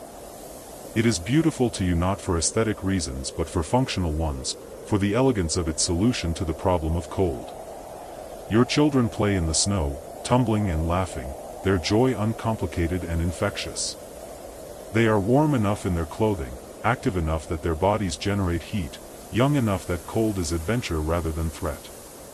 You watch them with pleasure, with the particular satisfaction of knowing they are safe to play, free to be children because you have created the conditions for that freedom. Your spouse stands beside you, and together you survey the landscape, white and blue and endless, beautiful and dangerous in equal measure. This is your home, not despite its harshness but including it, accepting it fully. You do not wish to be elsewhere, do not dream of easier climates. This place has shaped you, has made you who you are, and you are suited to it in ways profound and specific. Time passes. The sun begins its descent toward the horizon, and you gather the children, guide them back inside. The transition is immediate, the warm air of the entrance tunnel, the warmer air of the main chamber, the warmth that means home.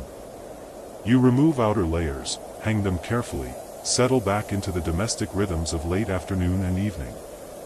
The kulak has burned steadily through the day, never extinguished, always tended. Its constancy mirrors your own, the continuous care that sustains life in this place. You check it automatically, adding blubber, adjusting the wick, ensuring it will burn through another night. This attention has become second nature, woven into the fabric of your awareness so thoroughly that you do it without conscious decision. Your daughter prepares tea, heating water near the lamp, adding dried herbs she collected last summer.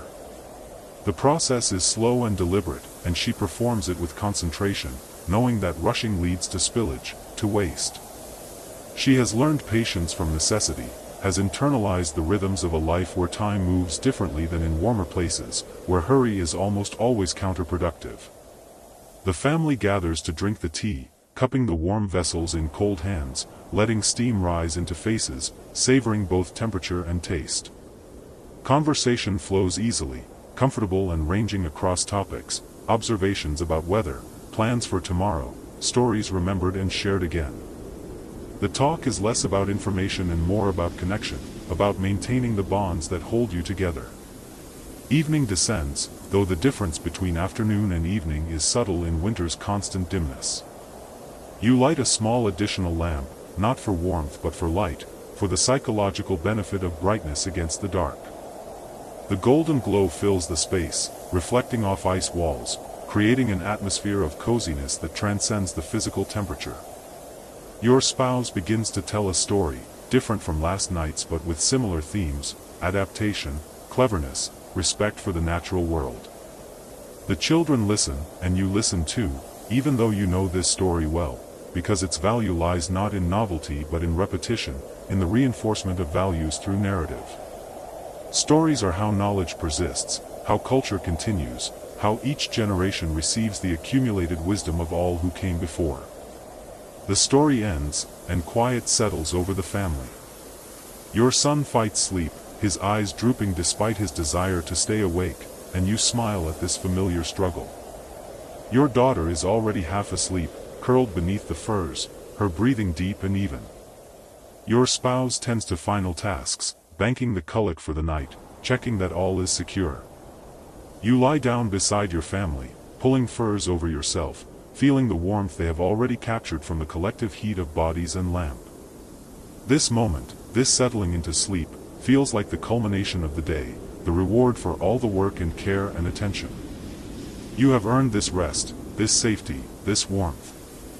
In the darkness, listening to your family breathe, you feel contentment so deep it borders on the transcendent. This is enough, you think. This snow home, this family, this warmth you have created together from cold and knowledge and love. This is not merely survival but thriving, not merely existence but life lived fully and deliberately. The lamp flame flickers and steadies, its rhythm hypnotic. Your eyes close.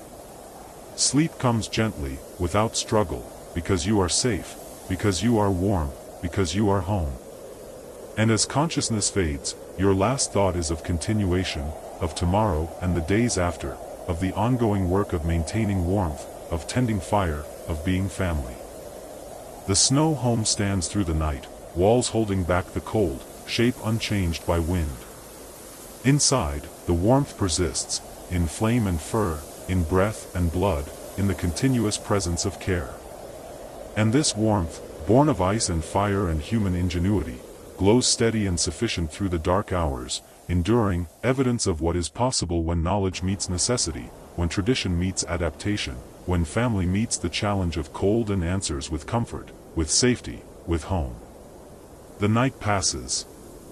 Morning will come, and with it another day, another cycle of tending and working and living.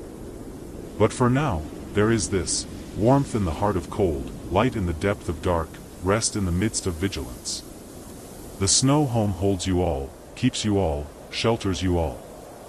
And in the keeping, it becomes more than structure, more than technique. It becomes proof that humans belong here, can thrive here, can create beauty and warmth and meaning in the harshest of places. This is the true miracle of the snow home, not that it provides warmth, though it does, but that it demonstrates possibility, shows that with sufficient care and knowledge and determination, there is nowhere on earth too cold for human love to flourish, nowhere too harsh for family to take root and grow and bloom with warmth that outlasts winter, that outlasts snow, that outlasts everything but the human need to create comfort, to build home, to gather in shared spaces and say, together, we are warm here, we are safe here, we are home.